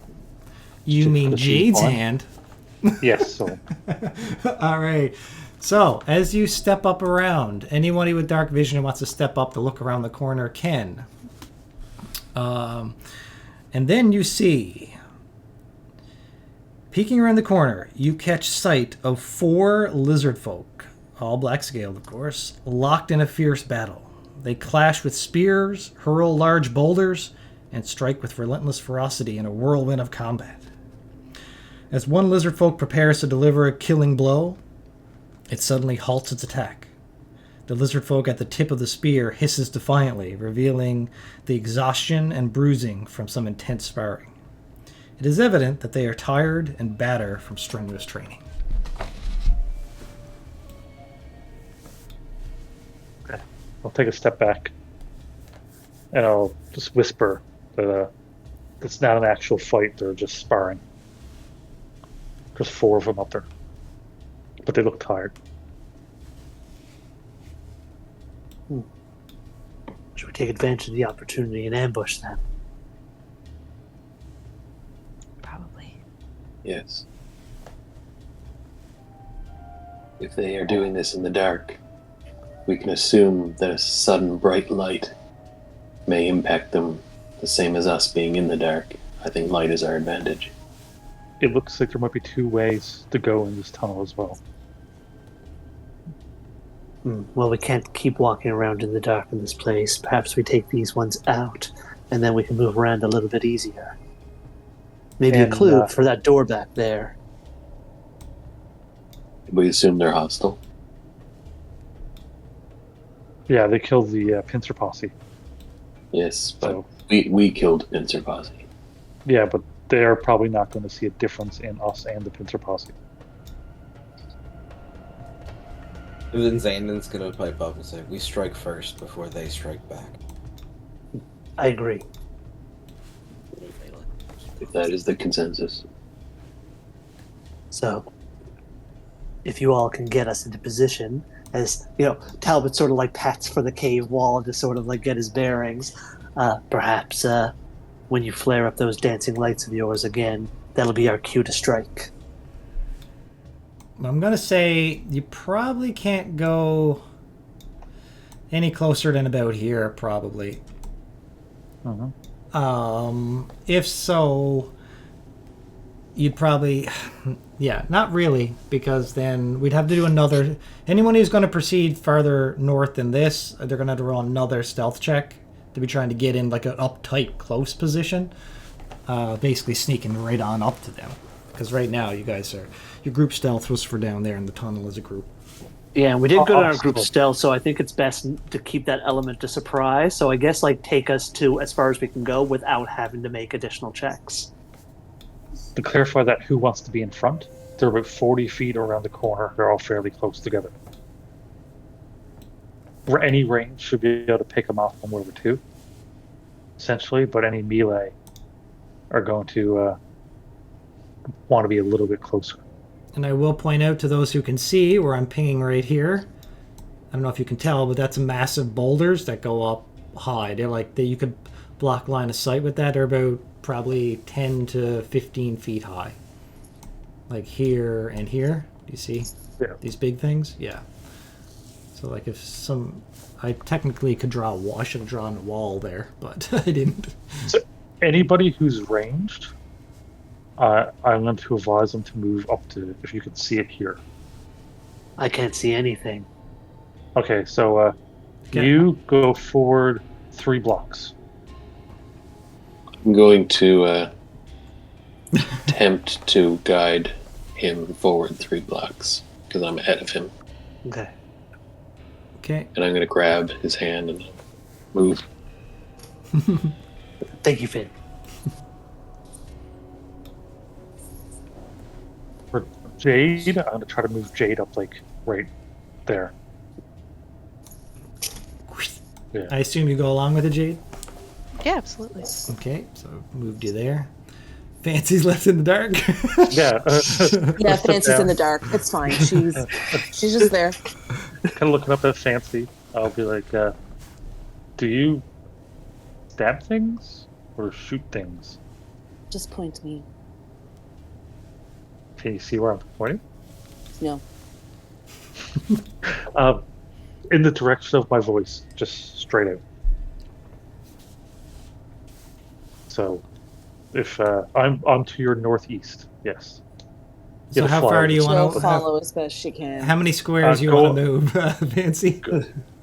I don't know. It's pitch dark. Yeah. I'll direct her up one more block from where you're two. Ready? Up here? Right there.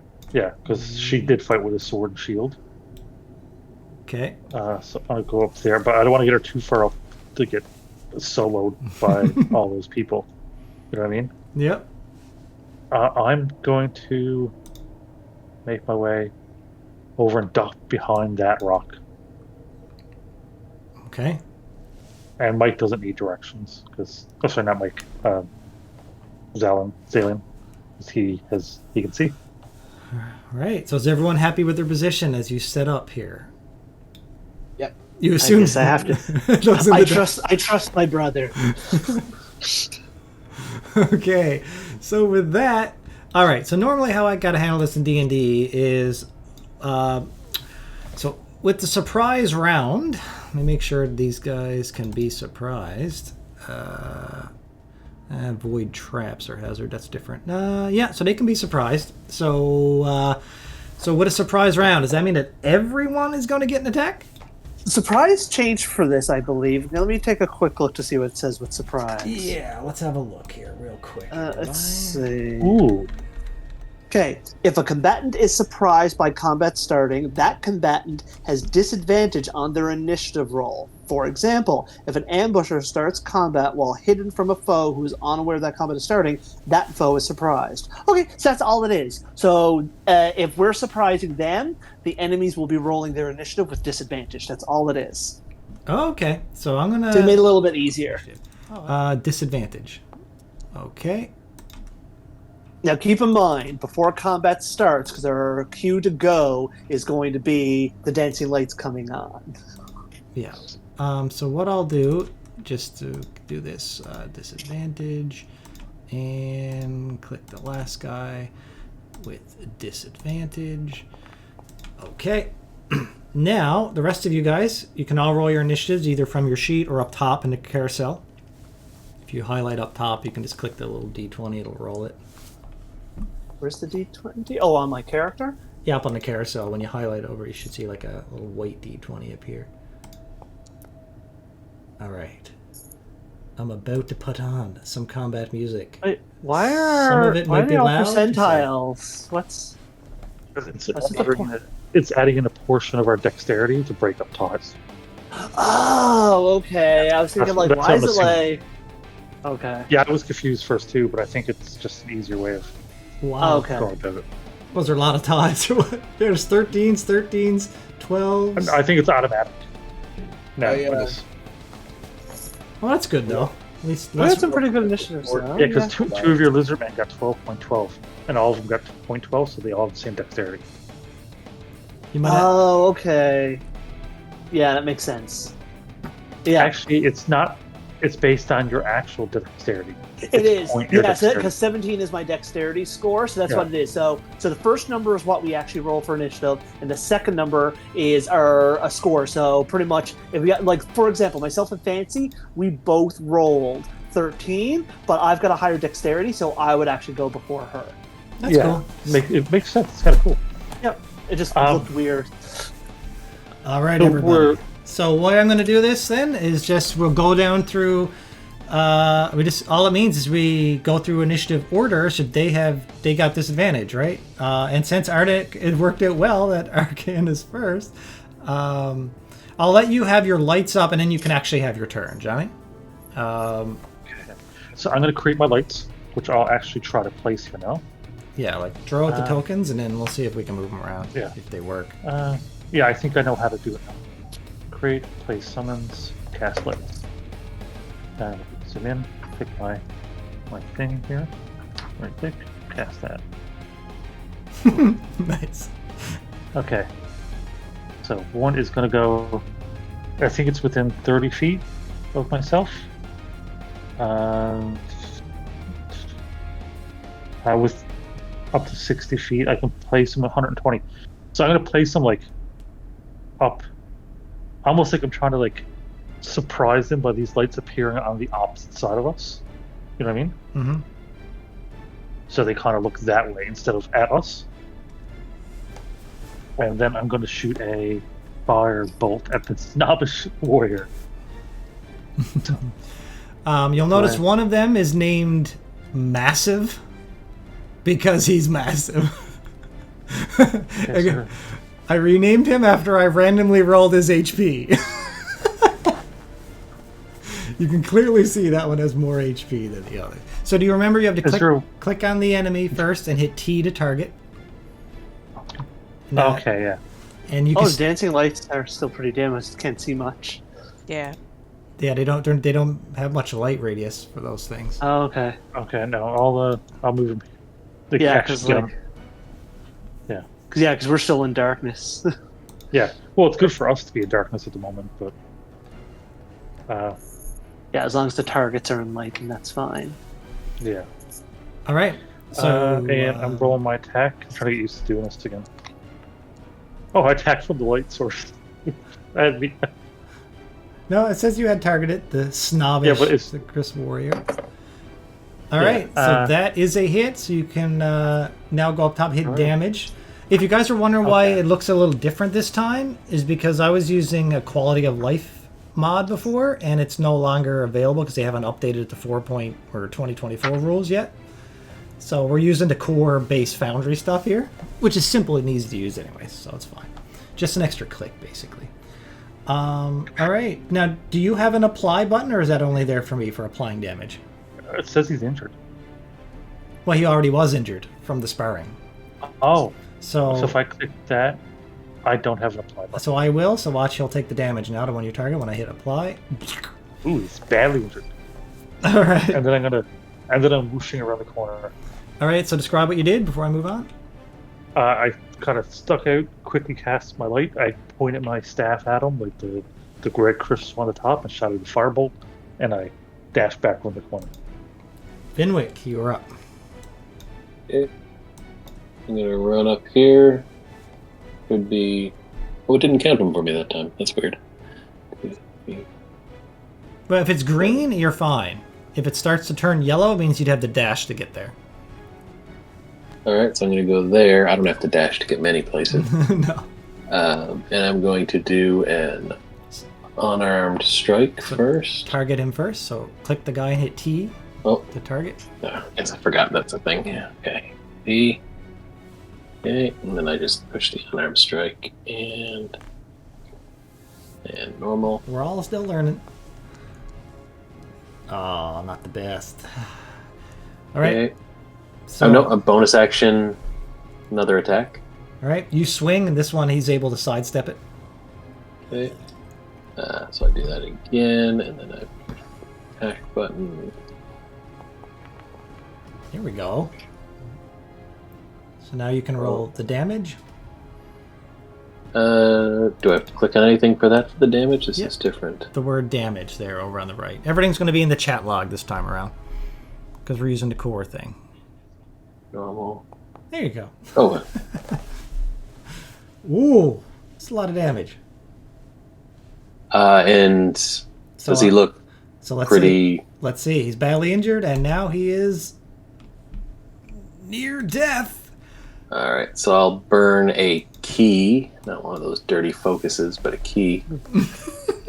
And hold on, I actually have to bring up my character sheet. Just double click your token. It comes up. Sure, now.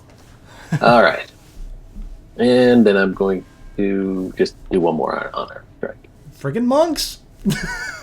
I know, Monks right? are awesome. And monks are better now. He's still targeted, so attack, normal.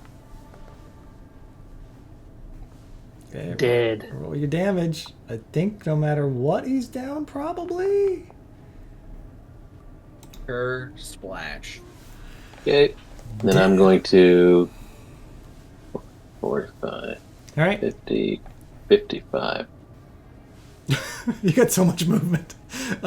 Describe what just happened. First attack misses, second So two. hit. I move unnaturally fast. When you see me move, it's weird. Like actions are just like that kind of weird when you're watching a movie where it kind of just appear in places. And I get up there and I right in front of him with his look of surprise. I take a swing, he misses it, and I do another jab into his torso to try and cripple him down to my height, and then I up into his throat to try and drop him. And when I see that I've succeeded, I look at all the other ones that are still there, and I kind of back off, like jittery, but I'm still moving. Yeah. Very nice. All right, Talbot, you're up. Did that not move? Okay, 5, 15. Stumbling he's around in the right- dark. Yeah, I trusted my brother, but I can see them though. So even I though know, but I'm underneath still your in the feet dark. is like shields and weapons you're kicking out of the way and like trying Yeah. to move in the dark. Yeah. Okay, I am going to fire a crossbow bolt at the upset Zikris warrior. All right, target him Uh, with the T. okay, so with the T, so do I hold T and click him? No, just hit him once and he's targeted for the whole round. See the Oh, little okay. green So dot that- appears I got above symbol, us? right. Sorry, it's been a while. Okay, Yep. so now I do this, and then I do attack. I do normal. Guys are getting Hit. good ambush in here. Okay, so I do that, and now I do. So okay, so now it doesn't automatically do damage. So now I just can I hit damage from the previous window? Yep, that's why it's there. Yep. Okay, so then I hit damage. Okay, I was just reading what was there. Okay, and this will be a normal hit. Okay, I deal 8 damage total. Also, where I'm using a hand crossbow, I'm applying my Vex effect on him. So what that means is that my next attack on him before the end of his next turn, for the end of my next turn, will be with advantage, my very next attack. But as my bonus action, I'm going to use that right now. So now I'm going to make a second attack as my bonus action. This will be with advantage. So I'll hit the attack, which I already have there, so I'll hit attack.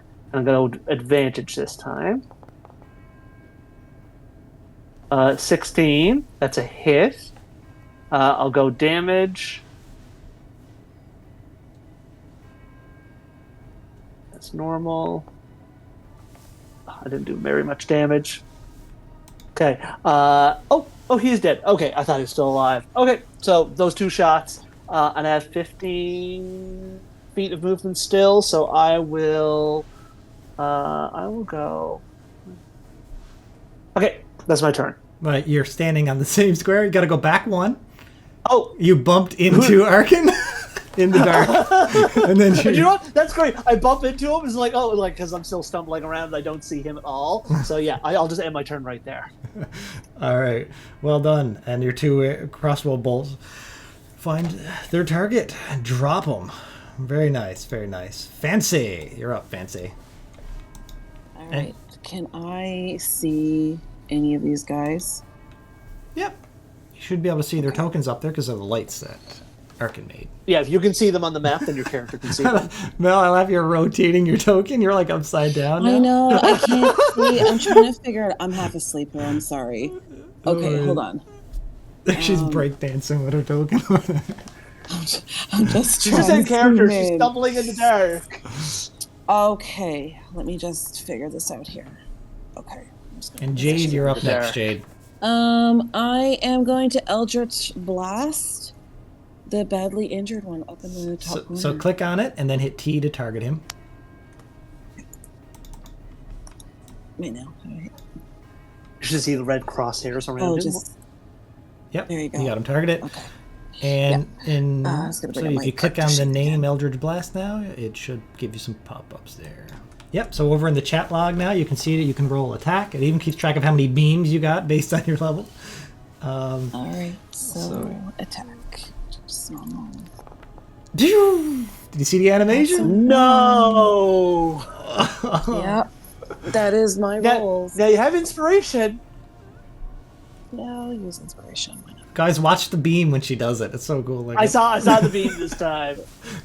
Okay, hold on. Let's try this again. Use an inspiration to get the big ambush. Hey, it's all good. Yeah, you don't need to click the attack again the way it is now. You can just go back to the original one and hit attack again. Oh, that one definitely hits. Booyah! So they just got hit damage over there, and it'll roll the damage.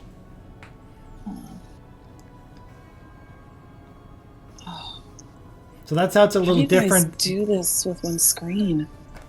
I do prefer like this This method is- because I hated seeing wasted damage rolls before.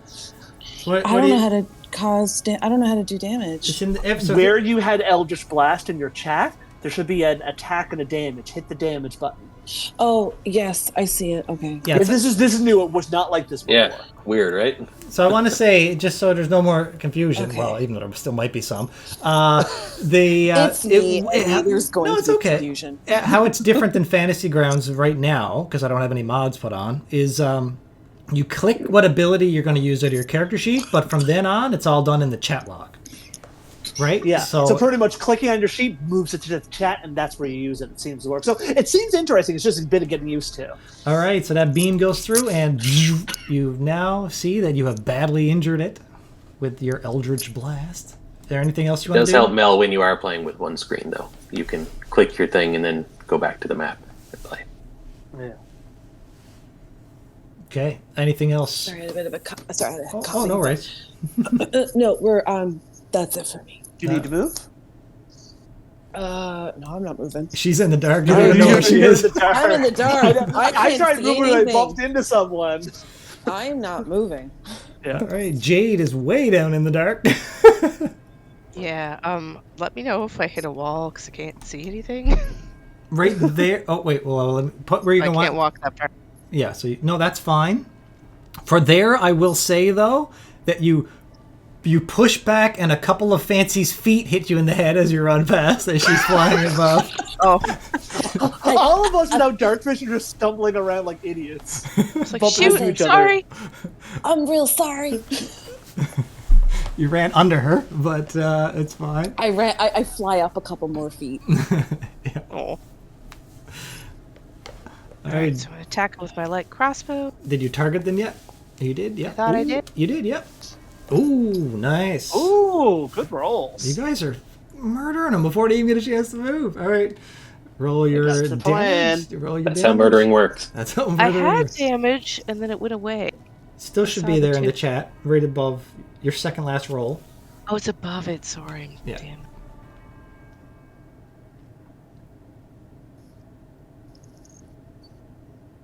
We've all missed it so far. Has Mike shot anything yet?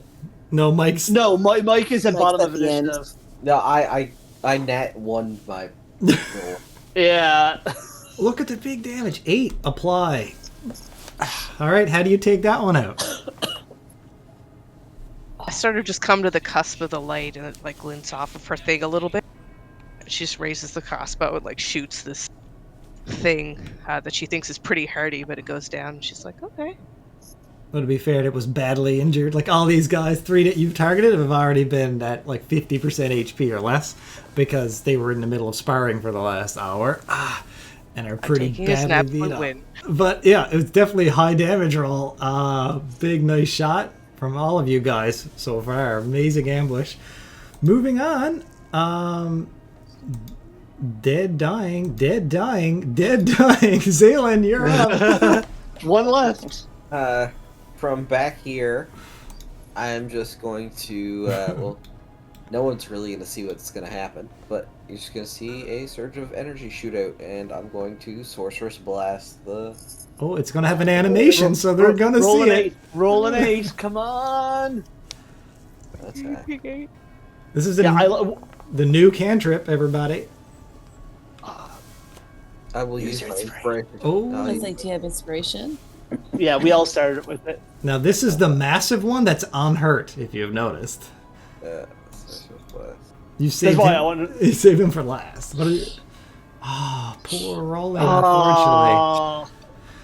Alright, so your Sorcerer's Blast, despite your determination trying to hit, just narrowly... Is anyone else not seeing an animation for that one? No, there was none for that. Okay. I guess they didn't add it in, I guess, because it's a new cantrip, I suppose. I don't know. But yeah, your sorcerer. What kind of school? What was it? Did you fire?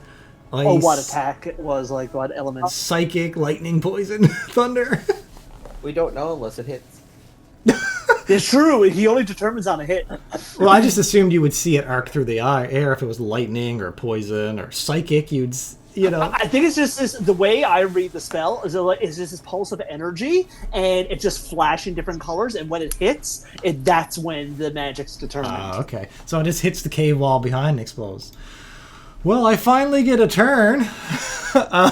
Massive Chris Warrior. Okay, so he's here. All these lights just go off, startles, and all he sees is all these attack spells come out of the dark. Well, it's not dark for him, but still. And it just drops the 3 that he's just been sparring with. He looks to you all, lets out a hiss and a roar, and who can he see? He cannot. Everyone. No, because of line of sight. And you are hidden. Yeah. Oh, you're hidden because there's a big boulder in between. So the closest target is Jade. And Jade... I didn't even know. I took cover without even knowing it. Yeah.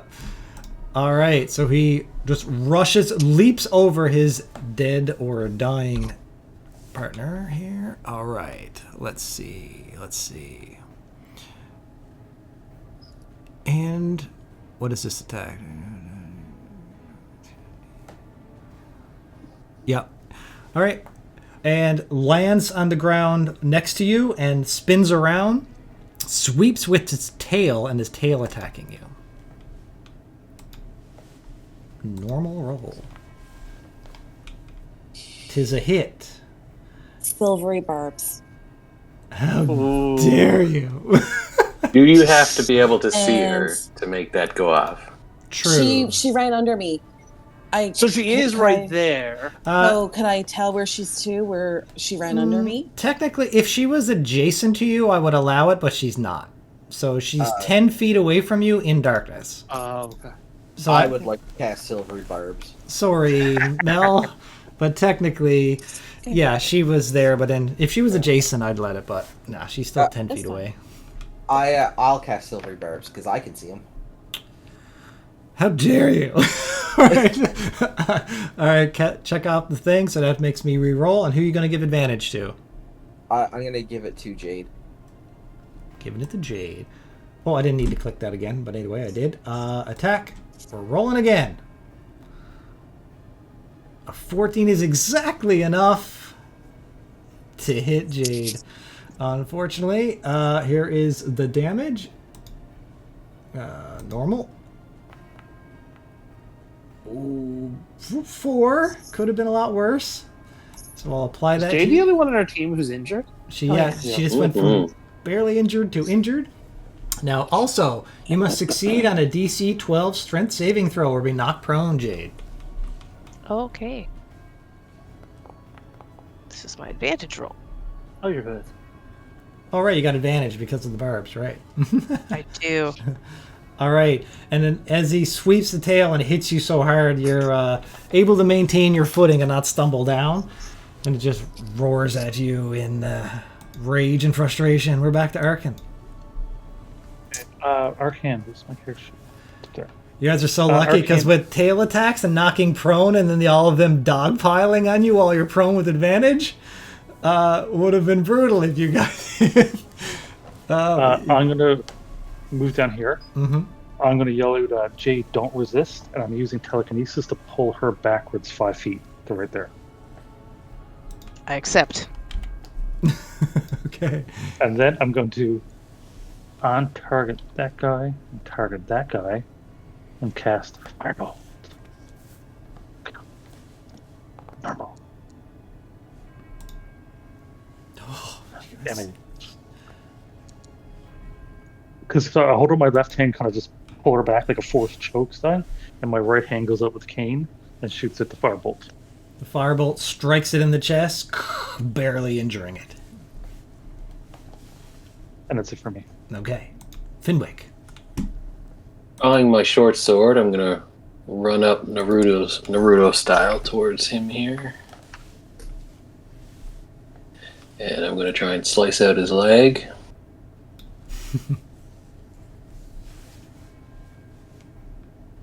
How did that go in chat? It did. Okay, target. I'm learning.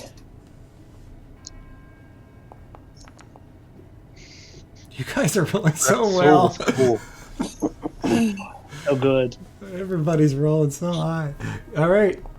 Damage. Oh, low damage. Oh, Alright, I'm going to bonus action burn another key and attack 2 more times. Here. Careful. This is a long adventure. Don't burn everything. I got a new reload of those, and I get them back on short rests anyway, so I should be Oh, fine. nice. Cool. Okay, but either short way, sword again. that one brought him down to injured. Okay. This. Ooh, 10 will not It's a do miss. Can I just push the attack button from my previous one again, or do I have to Yep. go to my sheet and press? Nope. Okay, Nope, that you can works. just press it. Okay, that's even better. Exactly Ooh. enough. That's exactly enough. Hey, good to know. Damage. Oh, 7. Okay. Oh. Ooh, that's a nice one. was, He went from 1, 2, green injured to yellow injured. 16, 17, 18. He has attack of opportunity with disadvantage Oh, okay. Why is it disadvantage? because I have speedy. Speedy. Okay, Speedy. The new feat. Mobile used to be able to just leave him. Now it's a disadvantage opportunity attack if he wants to take it. All right. Well, he's gonna try and just bite at you as you go by. So here, and I will make the attack at disadvantage. Oh, Snaps as you run by and misses. Okay. That's it. 5, 10, 15, 20, 25, 30, 30 Hey, 45, 50. Talbot left the dungeon. Sorry, Finwick has left the dungeon. Okay, so I'm in the dark, and I can't see him because he's not in the light at all, is he? No, and plus, not to mention, based on your, no, if you had light, you would barely be able to see him. You'd see like the edge of his token. So, Like the only reason I can see where his token is because the injured is there. So, okay, I don't think there's really much I can do. actually, I think I can see from your point of view, and you can see the upper ring of his token. Yeah, I see like a little bit. I wasn't sure if that was enough. I guess that would be enough to maybe give him cover. Yeah, I'm gonna give him cover if you stay where you are. And Okay. But and my character does have line of sight. I know I can see him on the map, but there's no like boulder in front of or between us or anything like that. there is a boulder. Like basically, I'm looking at it from your point of view, and All you'd be able to see is about 10% of his token. Okay, so I'm going to move around. I'm going to like feel the boulder so I can sort of position myself around, and I'm going to go back the way I came. Just tell me when he's in my line of sight. So right there, he would get probably about half cover. If you go over a bit further, there'd be no cover. Okay, so I'll go there, just going back the way I came, knowing it was clear. You hear the flutter of wings to your left. Fancy, is So that you're you? not as tall as Jade. Yeah, that's me. And you feel somebody else standing directly in front of you as well. Yeah. Well, I mean, so let me see. Can I... Give me a moment. I just want to check something. Okay, yeah, let's take a look. Okay, I'm going to take a shot. Let's see. Hand crossbow. Oh, wait, I need to target him. Okay, he's targeted. Attack. This is just a normal attack. That's Hey, a right in the hit. back of the head. A dirty 20. Roll some damage. You guys roll so well. Throw the ball. That's a 6. If he's alive, I'm applying Vex before I make another attack. Badly injured. I've applied my Vex weapon mastery as I make my second attack as my bonus action. So this is going to be with advantage. Nat 20. This will finish him off, unless I roll really badly. So I'll go back up to damage. Critical hit. Ooh! Max damage! 15! 15! Wow! What the hell? He did. Real good. So despite stumbling in the dark, do I have line of... Actually, do I have line of sight from where I am of Finwick? No. If I just because something narratively I want to do, if I moved here or here, because I still have lots of there movement, you would I have had yeah, there you would, okay, yeah. let's say I moved there. Just because I want to describe this, if it's okay. As I go up, while I can barely see it in the dark, I sort of move up for that last strike, and I sort of like see Finwick in the distance as he's in the light, and I could sort of see where he's focused his attention. With my super high perception, I could sort of line up his eye to see where he is looking from behind the lizard folk, so I can line up the next shot perfectly, and that's where the nat 20 goes, as I get it straight between the eyes. Very nice. Sorry, I just had a position said that seemed like a cool way to do the nat 20. Very nice, yep. And that poor guy, man, he lets it, Rory comes down, it's like, you know, everybody beating into him, Jade beating into him, and Eldritch blasts, and freaking monk attacks, and then crossbow bolts, and then he just drops down. All right, well done. You guys handled that insanely well. I was actually worried about this combat, and you guys made it seem easy. Well, we got the surprise. That made a huge difference. Yeah. Getting the surprise, because only one of them was actually able to do anything. Yeah. I won't tell you the number, but they obviously, they had a very high DC, but you guys all rolled 18 plus. So, yeah, you got away with it. Yeah. Anyways, that was very impressive. All right. So, we will switch that crazy combat music off and switch back to this one. Zalen wants to walk up to Jade. Well, since you can see in the dark, you know you're behind Jade. Jade don't know you're behind her. I'm just gonna go, are you hurt? Yeah, I mean, a little bit. It's not too bad. May I? Oh, yes. I'm gonna use healing hands. Healing what? Healing hands. Oh, they said pants. It's so funny. I just noticed with the light on me that, like, when I made that last shot, I skirted between Jade and Fancy. Oh, you did. That was funny. So you're gonna heal 4 that's hit points.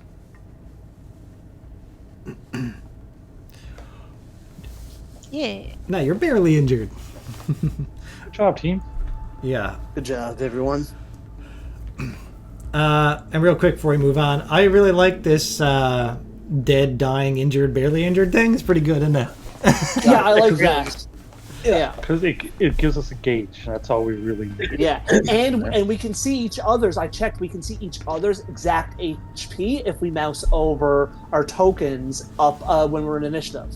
So I was able to see exactly how much HP my teammates had, but not the enemies. Right, that's Cool. good. That works for healers and stuff too. So Yeah, that's really good. Like if you're trying to see. So I saw how much wounds Jade actually had. So that was really informative. Okay. So now, once again, everything goes quiet in here as the blood is pooling out from these lizard folk in front of you that you made short work of. Yeah. So where do you go from here? Didn't Arca mention another passage before? I thought the left where it curls around, or here. I thought it may go back, but it doesn't. Oh, can I make a perception check? Just where I know this was a quick combat, though I don't think we attract a lot of noise, but can I hear maybe anything approaching after all this before we turn on our lights? You can give me a check. Okay. Or I see if we can have more light to work with. Let's see, I'll do a perception check. Where this is audio, I guess it's not going to be affected by any disadvantage because it's specifically trying to hear something. That's fine. No. Okay. That's 17. You listen, and all is quiet. Okay. From your distance there, yeah, you wouldn't hear anything. Yeah. I think we'd be good with a little bit of extra light. Say, stumbling in the dark. I'll walk over and cast light on the dagger again. Okay. And anyone who's relighting their torches, you should be able to do that with your own token. I'm going to root through my backpack and take out my healing potion, walk over to Jade and hand it to her and say, in case you need it. So. Okay. Why I'll can't make I? sure to be in front. Why can't I find Talbot's token? Are you under one of these? Yes, he's actually under. I'm tiny! Where are you? Oh, there you are. I'm trying to give you your glowing dagger again. And yeah, I know. I can move through the space of creatures who are larger. there you go. You got a glowing dagger again. Okay. No, that's a lot better. Should we search these bodies in case there's any clues towards that door or what we're looking for? Of course. Yeah. Couldn't Can you drag my healing potion over to Jade, please? Yes. Yes, I can. Okay. So we got 4 bodies. I'll check one. Okay. Healing potion. When I drag, okay, it makes a copy. So I'm gonna hit delete on yours. There you go. Okay. The potion has been transferred. Jade, you can put that in whatever bag or pouch or whatever you want. Fantastic. All right, so you search the bodies. Each of them have spears and short bows with short bow arrows. Other than that, very little. They don't carry gold on them. They don't carry rations. They have minimal clothing on. Yeah. Nothing of note. No other possessions other than weapons. These are clearly soldiers or fighters or trackers that are they were in the middle of training. It doesn't seem like there's anything else we can glean here. Best to move on. Well, we still have the element of surprise to any other occupiers of this cave. And you're back to walking normally, correct? Yeah, so we're just going to be walking again there. Yeah, I guess moving through here. Yep, keep moving along. I'm waiting for Fancy. Yeah, Fancy's just... Oh, there's... Sorry. That's what I'm going to say, Fancy staying in the dark. Ooh, the path split. She's moving. She's just... You can use your keyboard if it's easier, too. That's what I like to walk around with. But... yeah. So we see 2 paths. The one, what's that purple I see? Yeah, exactly. So, up north, you see some kind of purplish glow of light, kind of flickering purple light coming from that direction. To the east, now you can roll perceptions for me. Anybody who might actually hear something. Well, good to go. I'll eventually bomb one of these rolls. 2 of See, my I- lights went through the wall. Just so you know. I only got a 9. Ooh, but my brother's making up for me. Jade, I seen your whisper, and sure, you can. Yeah, that's fine. Just mark it down. Okay, just tell me how many. A D4. Okay. Oh, are you talking about recovering ammo? No. Oh, okay, sorry. Because there's actually a rule for that now. There was a rule before, wasn't there? Half your ammo or something. Yeah, it's like you automatically get half your ammo after combat. Just one. Okay. All right, everybody. So perceptions. Finwick is pretty much the only one from this distance, probably, to be able to pick it out. Finwick, you hear coming from the east, so over this direction. You hear the faint skittering and like chirping of birds. Some kind of bird type chirping sounds. Weird. Not so much like chirps. It's more like well, there are a few smaller chirps, but for the most part, it's you're guessing it's a larger size of bird. You know what I mean? Like making some kind of weird, exotic sound. But it's with that amount of perception, I'll say you pick up that it's, you know, some kind of bird. Sounds like there's a large bird. No, it's multiple. Sounds like there might be multiple large birds in that direction. Why there would be birds in a cave? Probably not a good type of bird. No. I do recall seeing that nest with bleached bones around it. What if they're canaries? Then they're big, very big canaries. Canaries are in caves. So we have potentially dangerous canaries, or an ominous purple glow. We can check the purple glow, but keep an eye for the canaries, I suppose. Yes. I know if we're trying to find this spirit totem item, ominous purple glow seems more related to that. So let's take a look there first, at least. Okay, move up, or continue talking. Whatever the birds are, they didn't seem bothered by the training of the lizard folk. So It is going in the globe. Oh, okay. Well, now we see like Okay. Okay, so as I get up there, Exactly. like, I forget yeah. how far you can see in this game. It's crazy. yeah, I was thinking like, whoa, I see a lot. But either way, so you guys all walk up and round the corner. And this is what you see. As you look around this hallway, it expands into a chamber. An unsettling stillness also hangs in the air. You see an old tattered rug rests in one corner, while a few containers and boxes are scattered haphazardly around. Along the far wall is an old broken desk that holds a large weathered book. Various types of wild mushrooms grow along the cavern walls, their faint glow casting eerie shadows across the room. In the center of the chamber, a circle of skeletal remains lies meticulously arranged in a ritualistic pattern around a small pile of teeth. Seated within the circle is a black-scaled lizard folk, her form draped in white robes.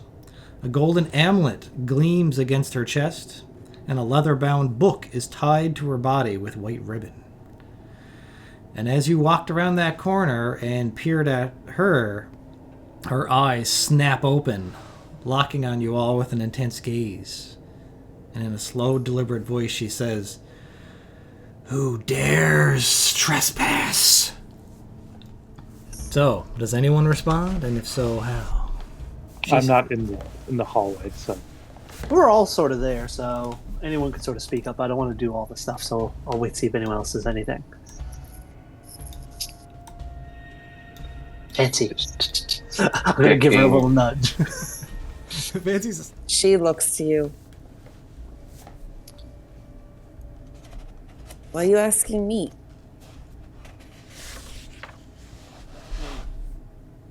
Seem a little bit more of the talking type. Unless it's an incorrect Who are assumption. you? Oh, I'll step up.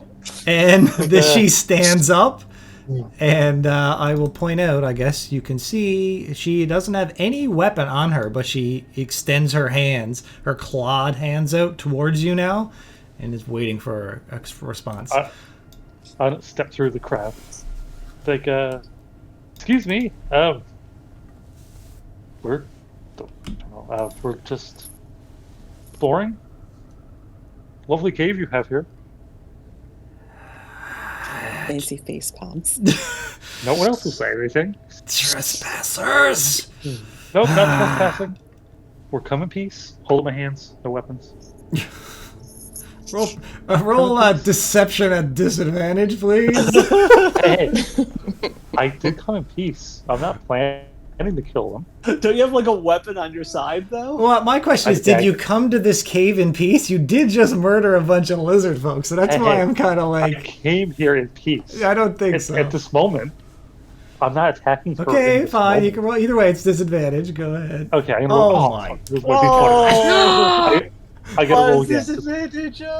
Yeah. Not terrible. Not terrible. Oh, yeah, 15's not terrible.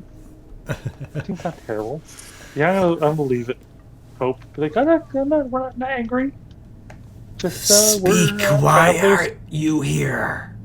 Speak now. And with that, she her two palms, her clawed hands she had out in front of her, her palms turn towards the ground, and they flare up with a purple energy.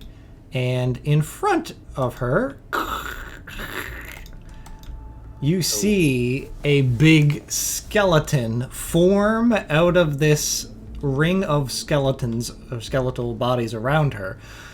When I say big skeleton, it's essentially probably somebody or something that was around 8 feet tall. Humanoid. Looks kind of human, actually. But it just forms out of these bones and stands there. But she's still waiting for your response. I never heard what she said. Sounded like be quiet or something. No, again, she's basically just asking, like, why are you here? Oh. Fancy will speak up. You can go ahead if you want. No. Are you saying you can go ahead if you want, or is Mel saying you can go ahead if you want?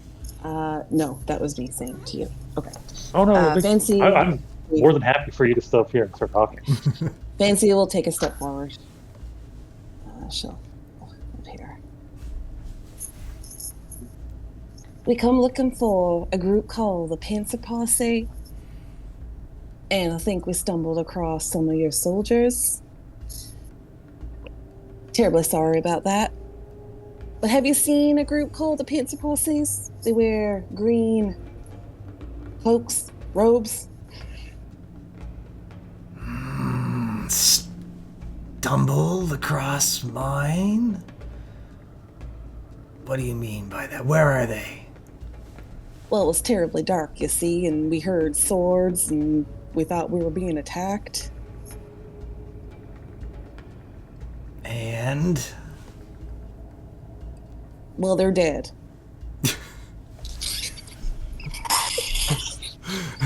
Okay.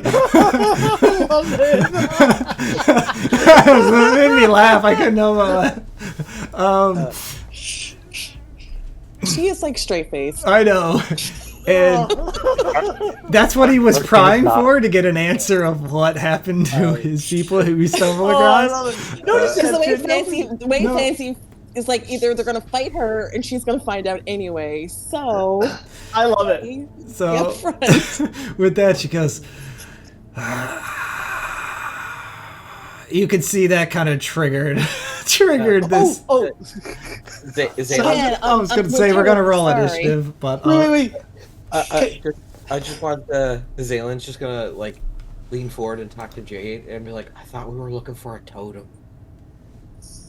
Me too. Well, you can continue to talk, but it'll be during combat.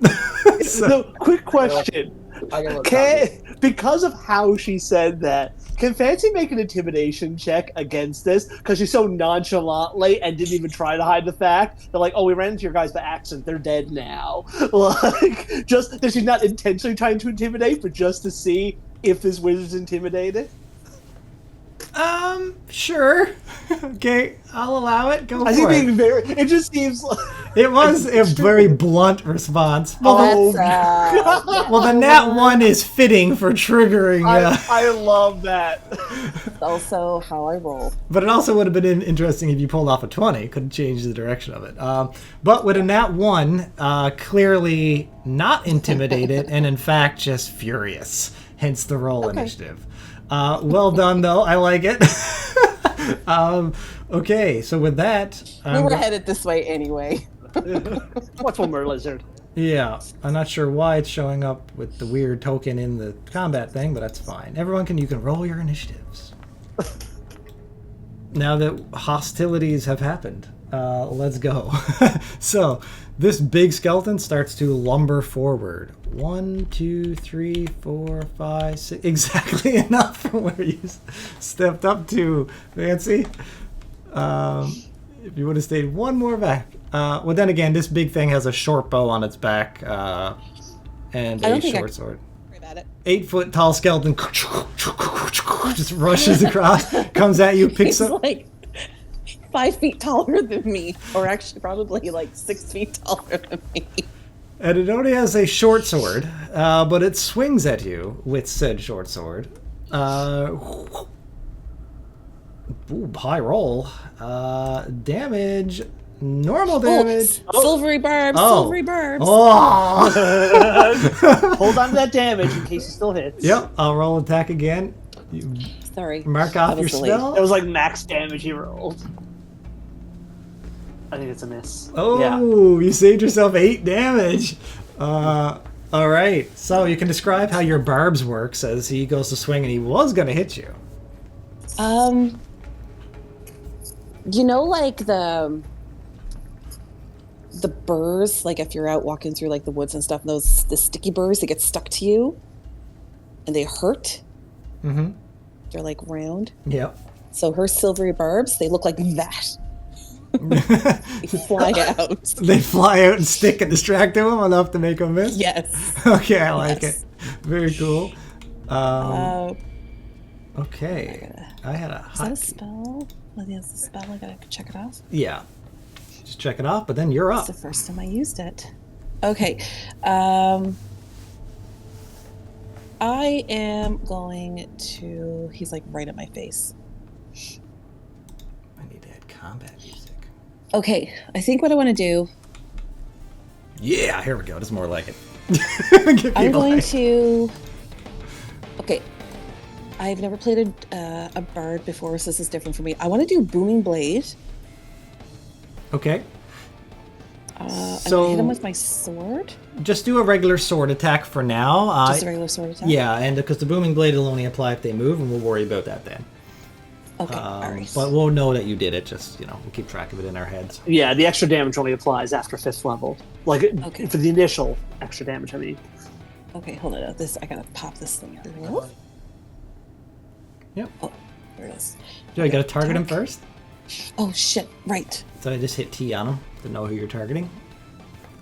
There you go. There we go. Now you can roll your attack. Whoa, it's almost a 19. Oh, it's still a hit, though. Now, Mel, remember, before you roll your damage, you have a feature. Remember, you can change the damage type, so that might be relevant. Oh, let's do Radiant. I forgot about that. I'm going to do that. Radiant damage, and let me hit my damage. Oh, just normal. Well, this thing does not have listed any vulnerabilities to Radiant, so I assume it is normal damage. I'm going to fly up, so I'm... Oh, that's good damage. Whew, big damage. You have injured the big skeleton. A shrug. Said was sorry. You get a cold stare from a skeleton warrior. Anything else before we move to Zayla? So out of curiosity, is the skeleton humanoid skeleton? Or It looks like... Can I actually fly around him so I'm... on the other side? You got your movement. Yep, go where you want. Yeah, you won't get any attack of opportunities because you stay within its combat range. Yeah, I'm staying within his combat range. Nice. To answer your question, it's kind of like, like that old wrestler, like Giant Gonzalez or something. Somebody who's like 7 foot something. Looks like a human, but like a massive human. Yeah. Okay, well, Zaylin, you're up. I'm going to look out at what's going on here, and I'm going to close my eyes, and a gold streak will part my hair. And then the left side of my hair will flash blue, and then a couple seconds later, the other half will flash blue. And I'm going to open my eyes, and 2 blue sparks will fly out. One will land on Fancy, and the other one will land on Jade. And I'm going to cast Shield of Faith on both of them, twin spelled. Nice. Nice. All right, try to... Oh, this hair thing you got going on. So anime. Yeah. So anime. I love it. There's a point to it. I think I said that to Nick after our first game. I said, his character seems so cool. I know. So if I had to guess, and you don't need to confirm anything yet, I'm guessing it's the School of Magic. Depends on what color it glows. Possibly. I don't know. We'll figure out. All right, so you're able to drag that spell over, actually cast it from your sheet, and then if you target them maybe one at a time or both, can you then apply the effect to them? So our AC should be reflected with the +2. Yeah, so, I hope so. What it actually...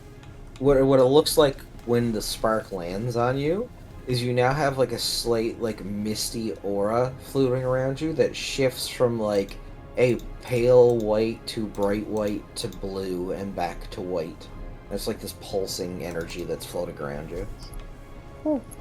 Ooh. Nice. Anything else, Zaylin? Yeah, for my action, because that's a bonus action to cast that spell, which is fun. For my action, I am going to cast my Sorcerer's Blast. Sorcerer's Burst on the skeleton. So make sure you target him. There you go. Perfect. Yeah. And then cast this. The Sorcerer Burst. Want this to hit? No! Why? Oh. Just I don't have my... I want to see it. I don't Is have that your second nat 1 on that same spell? Maybe. Oh my god. I don't think it was second that one, but you missed under technically 3 attempts because you. You're lucky I don't have any magic mishap tables ready. In the future, I might have some. Right now, there is none. But that is my turn. In the future, there will disappointing. be. All right, Finn, you're up. All right, I come out of the small trance I put myself in right before the fight started. Feeling a little bit fresher there. I'm gonna run up here. I say someone should take out that sorceress before she raises the rest of those skeletons. And I'm gonna attack this skeleton with an unarmed strike. And attack. You got to target it first. Oh, that's right. That's fine. You can target it now and still probably... 16 would hit it though. Because you're targeting the massive Zagras warrior for some reason. But either way, 16 does hit it. So now that you have it targeted, try to hit the damage. It might still apply it correctly because you have the new target. Find out. Yep. Nice. Oh, Okay. what a hit! Okay, and then I'll do just a bonus action regular. Why did attack. that come up Yeah. minus 17 for me? I seen that too. Oh, does it have a vulnerability? Skeletons have a. I don't know. Well, yeah, there's no new stat blocks. Skeletons have a vulnerability to bludgeoning damage, which he's dealing. Yeah, it does have a vulnerability to bludgeoning. Yep. So he's dealing double damage. Is that 9 damage? Should be 18. Well, describe how you crumble this thing with a massive one shot it. 18 That was damage fast. hit. I run over and I just do like sweep the legs, Johnny, and both of his tibias just smash in two as I sweep through both of them, and he crumbles to the ground. So now you cleared the way to the sorceress. Jeez. Yeah. You just literally come up and just Fancy One softened it up, and he just destroys it. Fancy loosened that jar. Because you still hit it for what, like 8 or 9? So yeah, either way, you guys made short work of it. You guys are on fire here. All right, so And then I'm gonna back up here. okay. I'll just move, but not back up so much as move. Sorry, out of the way. There. Yeah. It might have already been mentioned, but has anybody else noticed that the combat tracker, each time it's someone's turn, they're added to the combat tracker and you can see it now? Yep. Okay, I'm going up here. I should be within range of her there now. I'm going to make a shot with my crossbow. Oh, where's my character sheet? I forgot to bring that up when we came back in. Give me a moment. Just double click your token. It's always the easiest way to do it. Yeah, okay.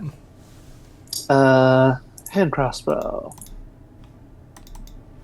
And attack. Normal. Nope. I'm gonna use my inspiration. She's upset. Yeah, okay, so inspiration to reroll that. You guys, inspiration for offense. You guys are ruthless. That's a hit. If she survives this, I'm applying my Vex. To be fair, no, you're targeting a Chris Warrior. You don't have her targeted. Oh, shit, okay. Sorry, I forgot. That but would still 18, hit. It 18 does hit. would hit, I would assume, but I'll do this for damage. There we Yeah. go. Sorry, I forgot. Let me see here. Sorry, I'm just moving the map around a little bit. Okay, I'll roll damage there now, so it's normal damage. Oh, nice damage. 8. Just barely injured. I applied the Vex. Bonus action. I'm going to shoot another one. This will be with advantage. All right. That's a hit with 19. And damage again. Also applied Vex again. Okay, that's 9 damage. Okay, so yeah, she has Vex, so when I make my first attack next turn, I'll still have advantage. Okay, that is my turn. Okay. Ooh, brutal. She don't like that. You just came up, stuck her with 2 big arrows. Not a fan. I did a lot of damage. Yeah. She rushes up. She didn't have to fight. No, you just stroll around and be like, yeah, so we're just invading your home. We killed a bunch of your friends. Yeah. She didn't have to. It's true. And she never knew we killed her friends. Yeah, she said. She did. Fancy blatantly said. What about them? Oh, they're dead. Oh, yeah. That's what started combat. And then it did that intimidation with a nat 1. Here goes. We're great at conversation. Checking off a We're spell crowds, slot. not evil people. Consume spell slot. Here we go. I think this is yeah, gotta be up close. Oh, inflict wounds. That's nasty. Ooh. Oh, Ooh, that's a hit. Unless anyone wants to do something. I can't. It's okay. Okay, we're going to roll the damage. Wait, Yep. I'm just muted. Sorry. I have the most health, so I'm glad the inflict wounds is going on me. I still might not survive it. I am. Let's do some. It's okay. Don't worry. I want to do this. I just muted. That's why. Oh, okay. I want to cast Silvery Barbs. Okay, Barbs is up. I got to tag again. Normal roll. That's a miss. A 16 misses? I have decent AC. I've got 17. Oh, wow. Okay. Just misses me. It just misses me. Who do you give advantage to? I'm going to give advantage to Talbot. Okay. All right. And You can give the Jade because she hasn't attacked yet, so she might be able to finish her off if you give her the advantage. Yeah. So okay, I can give it to Jade. But you see a yeah. Damn so you see a flash of the flash of pink go through my hair, and like a line just like almost like a pale pink line shoots out and just highlights the sword in your vision, so you can adjust yourself so you move out of the way. Or her hand, sorry, not a sword. Oh, I like that. Okay. All right. Well, Jade, you're up. Okay. I'm gonna move forward to here initially and take my crossbow shot. Okay. I'm kicking myself because I was supposed to have done something pre-combat and I forgot. It's too late now. I hate when that happens. I know it would have made the encounter a little bit more challenging, but I forgot. In the narrative, or like you forget to do an action. Yeah, I've been there. It was a spell. It was like a buff You have spell. advantage of this. Oh, I do. Oh, yes. So roll okay. again. Good old silvery barbs.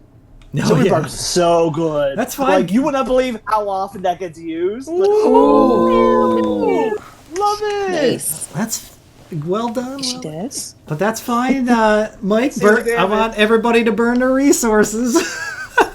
Oh, nice Oh my damage. God. Holy shit. That's nice. Wow. You don't have shield. You don't have anything over here to protect you. Aw. Poor lizard Making our friend. GM sweat. You guys are ruthless. All right, apply damage. Now badly injured. I spent my Talbot last sort of 5 looks back- feet to stand here by Talbot to give 2 targets. Yeah, Talbot sort of give you a nod like, great shot. All right, Arkin, you're up. Just gonna cast Firebolt. You guys. Crossbow superiority up front. Heck yeah. 2 damage. So Okay, so I'm gonna. You had the wrong thing targeted as well, but I'll target it now and apply. I thought I had the right thing targeted. No, it says Zakris Warrior. You guys got all the old dead ones targeted. No, I targeted her right before my turn. That's weird. Weird. Nice. I got. Now let me do it manually. So I'm just going to click on her and then go 2 damage. 1, 2. There we go. Fair enough. The small bolt goes through. Anything else? Nope. Okay. Fancy, you're up. Alright, I'm gonna Eldritch Blast. Eldritch Blast. It's your purple beam that's going to shoot across the map. Up there. Yes. Sec. As soon as your ability's done, I got to fix something here. Oh, that's a hit. 24 Pew, in damage. Normal. That's a I 1. thought it was going to be a 7. That's a 1. Near That's death. it for me. Well done, Fancy. Zaylen, you're up. I am going to, for the 4th time, try to cast Sorcerer's. Gonna work this time. It's going to work. I do feel it. it. I feel it. It's going to work. Oh, yeah. Okay, now, just roll an 8. Alrighty. Just because I want to see it stack. 1 second, I have to roll a d8 first. Oh, you get to choose the damage as well. I'm doing everything random. Okay. So how much damage? 2? Nope, that was Oh. the damage type I was rolling. Oh, okay. Oh, you're doing it for him. So is that like, So it's cold Oh, damage? are we dead? Yeah. so 5 cold damage? I'm guessing that was cold, going by the order it was there. Okay, it hits. She's still up. What? What? Yeah, That she just went from points. orange near death to red near death.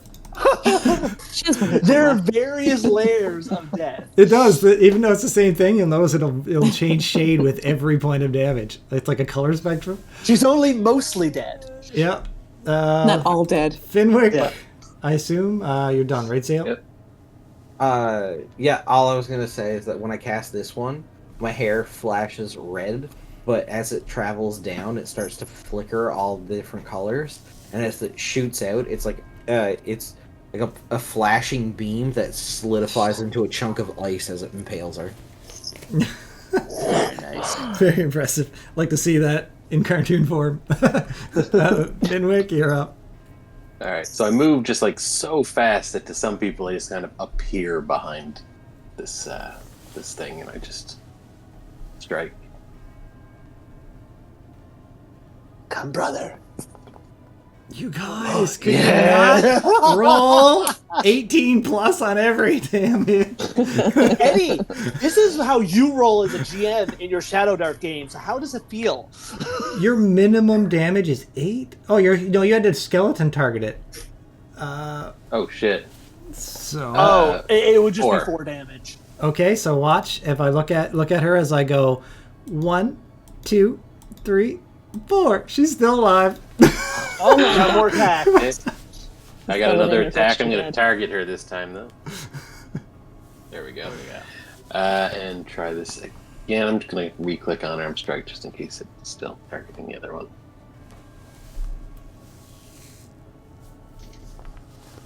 Ha! Oh, Tis a miss. A wild swing. And then I'm going to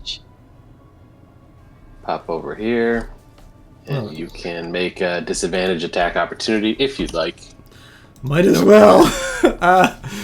She has one other thing for reaction, but it's not going to come into play here. So I got to be just a physical attack. So here we go. At disadvantage, you said? Yes. Oh, buddy! Wait, that's it. Oh, was it That modifier? hits. Exactly. That is my enough. AC, 15. Yeah. So, sharp teeth bite you with swirling necrotic energy around it.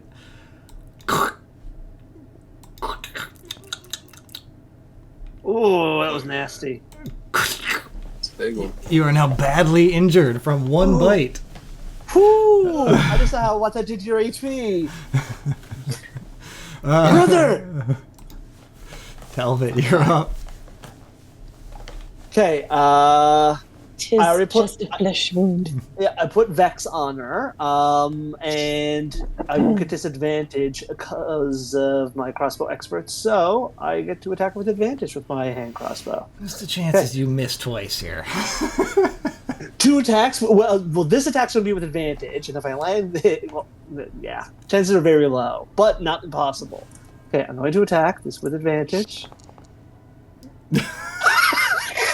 Net 20!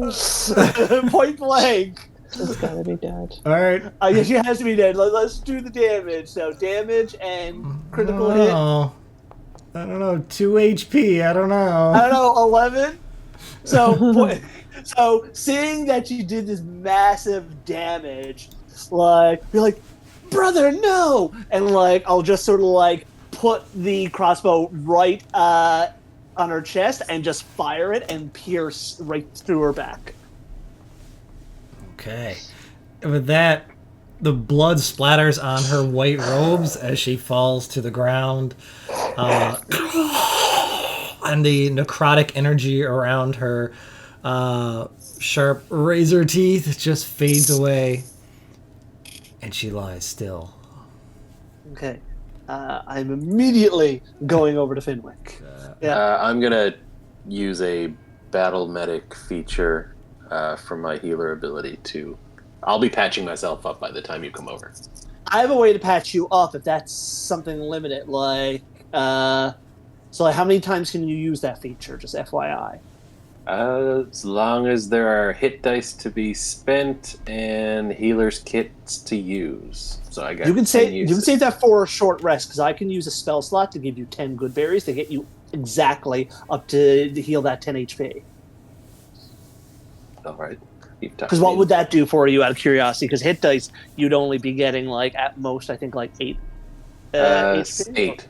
It would be 8 for me because I got. I'd add my proficiency bonus. Yes, and that's only a chance of getting 8. I can guarantee you 10 by using a spell slot, so let me do it. That's fine. He won't argue with you. Yeah, so I'll go over, see what you're trying to do, and I will literally try to stop you, and I'll sort of palm my hands, and there'll just be a brief green glow. I sort of conjure some small black and red berries, and just sort of here, eat. I've seen you do this before. I grab the berries. I grab the back of your neck and I put my forehead on yours, and I eat the berries. Yeah, so you gain 10 HP as you gorge on these berries. I'm going to get rid of a spell slot, which I do this way. Okay. Zaylin is also going to run over and just be like, are you okay? Do you need some help? I'm fine. But that would have been a glorious death. Let's not talk of death. Not your death, at least. No. It's not my time. Not yet. And the final thing that I'll say is that I've officially launched a Patreon page where I will be creating adventures, settlements, and civilizations, and factions, and all that kind of stuff. All the RPG content that you see that will be used in this adventure, I'm going to create it into adventure modules and different things like that, and that'll be available on my Patreon page for people who want to sign up and support the channel. I'm talking a full-length adventure module with PDF, and then all the maps are created in Dungeon Alchemist. They'll be available for download, as well as the Foundry file. The digital file will be downloadable. You can just implement it into your Foundry. Just quickly copy and paste it in there, open it up as a compendium, and boom, you'll have all of the NPC stats, the images, the maps, everything ready to go, everything pre-done for you. So little to no work, and my starting tier is only $5 a month. That's American USD, but $5 USD, and it'll give you access to that and all the other previous adventures and content that I come out with. It'll be available there. Alright everybody, the next episode will be here on the screen if it's available at this time. Otherwise, if you enjoyed it, be sure to hit the like button, comment down below, let me know your thoughts on the adventure, share this with your friends if you want to help this channel grow, and as always, stay in the light.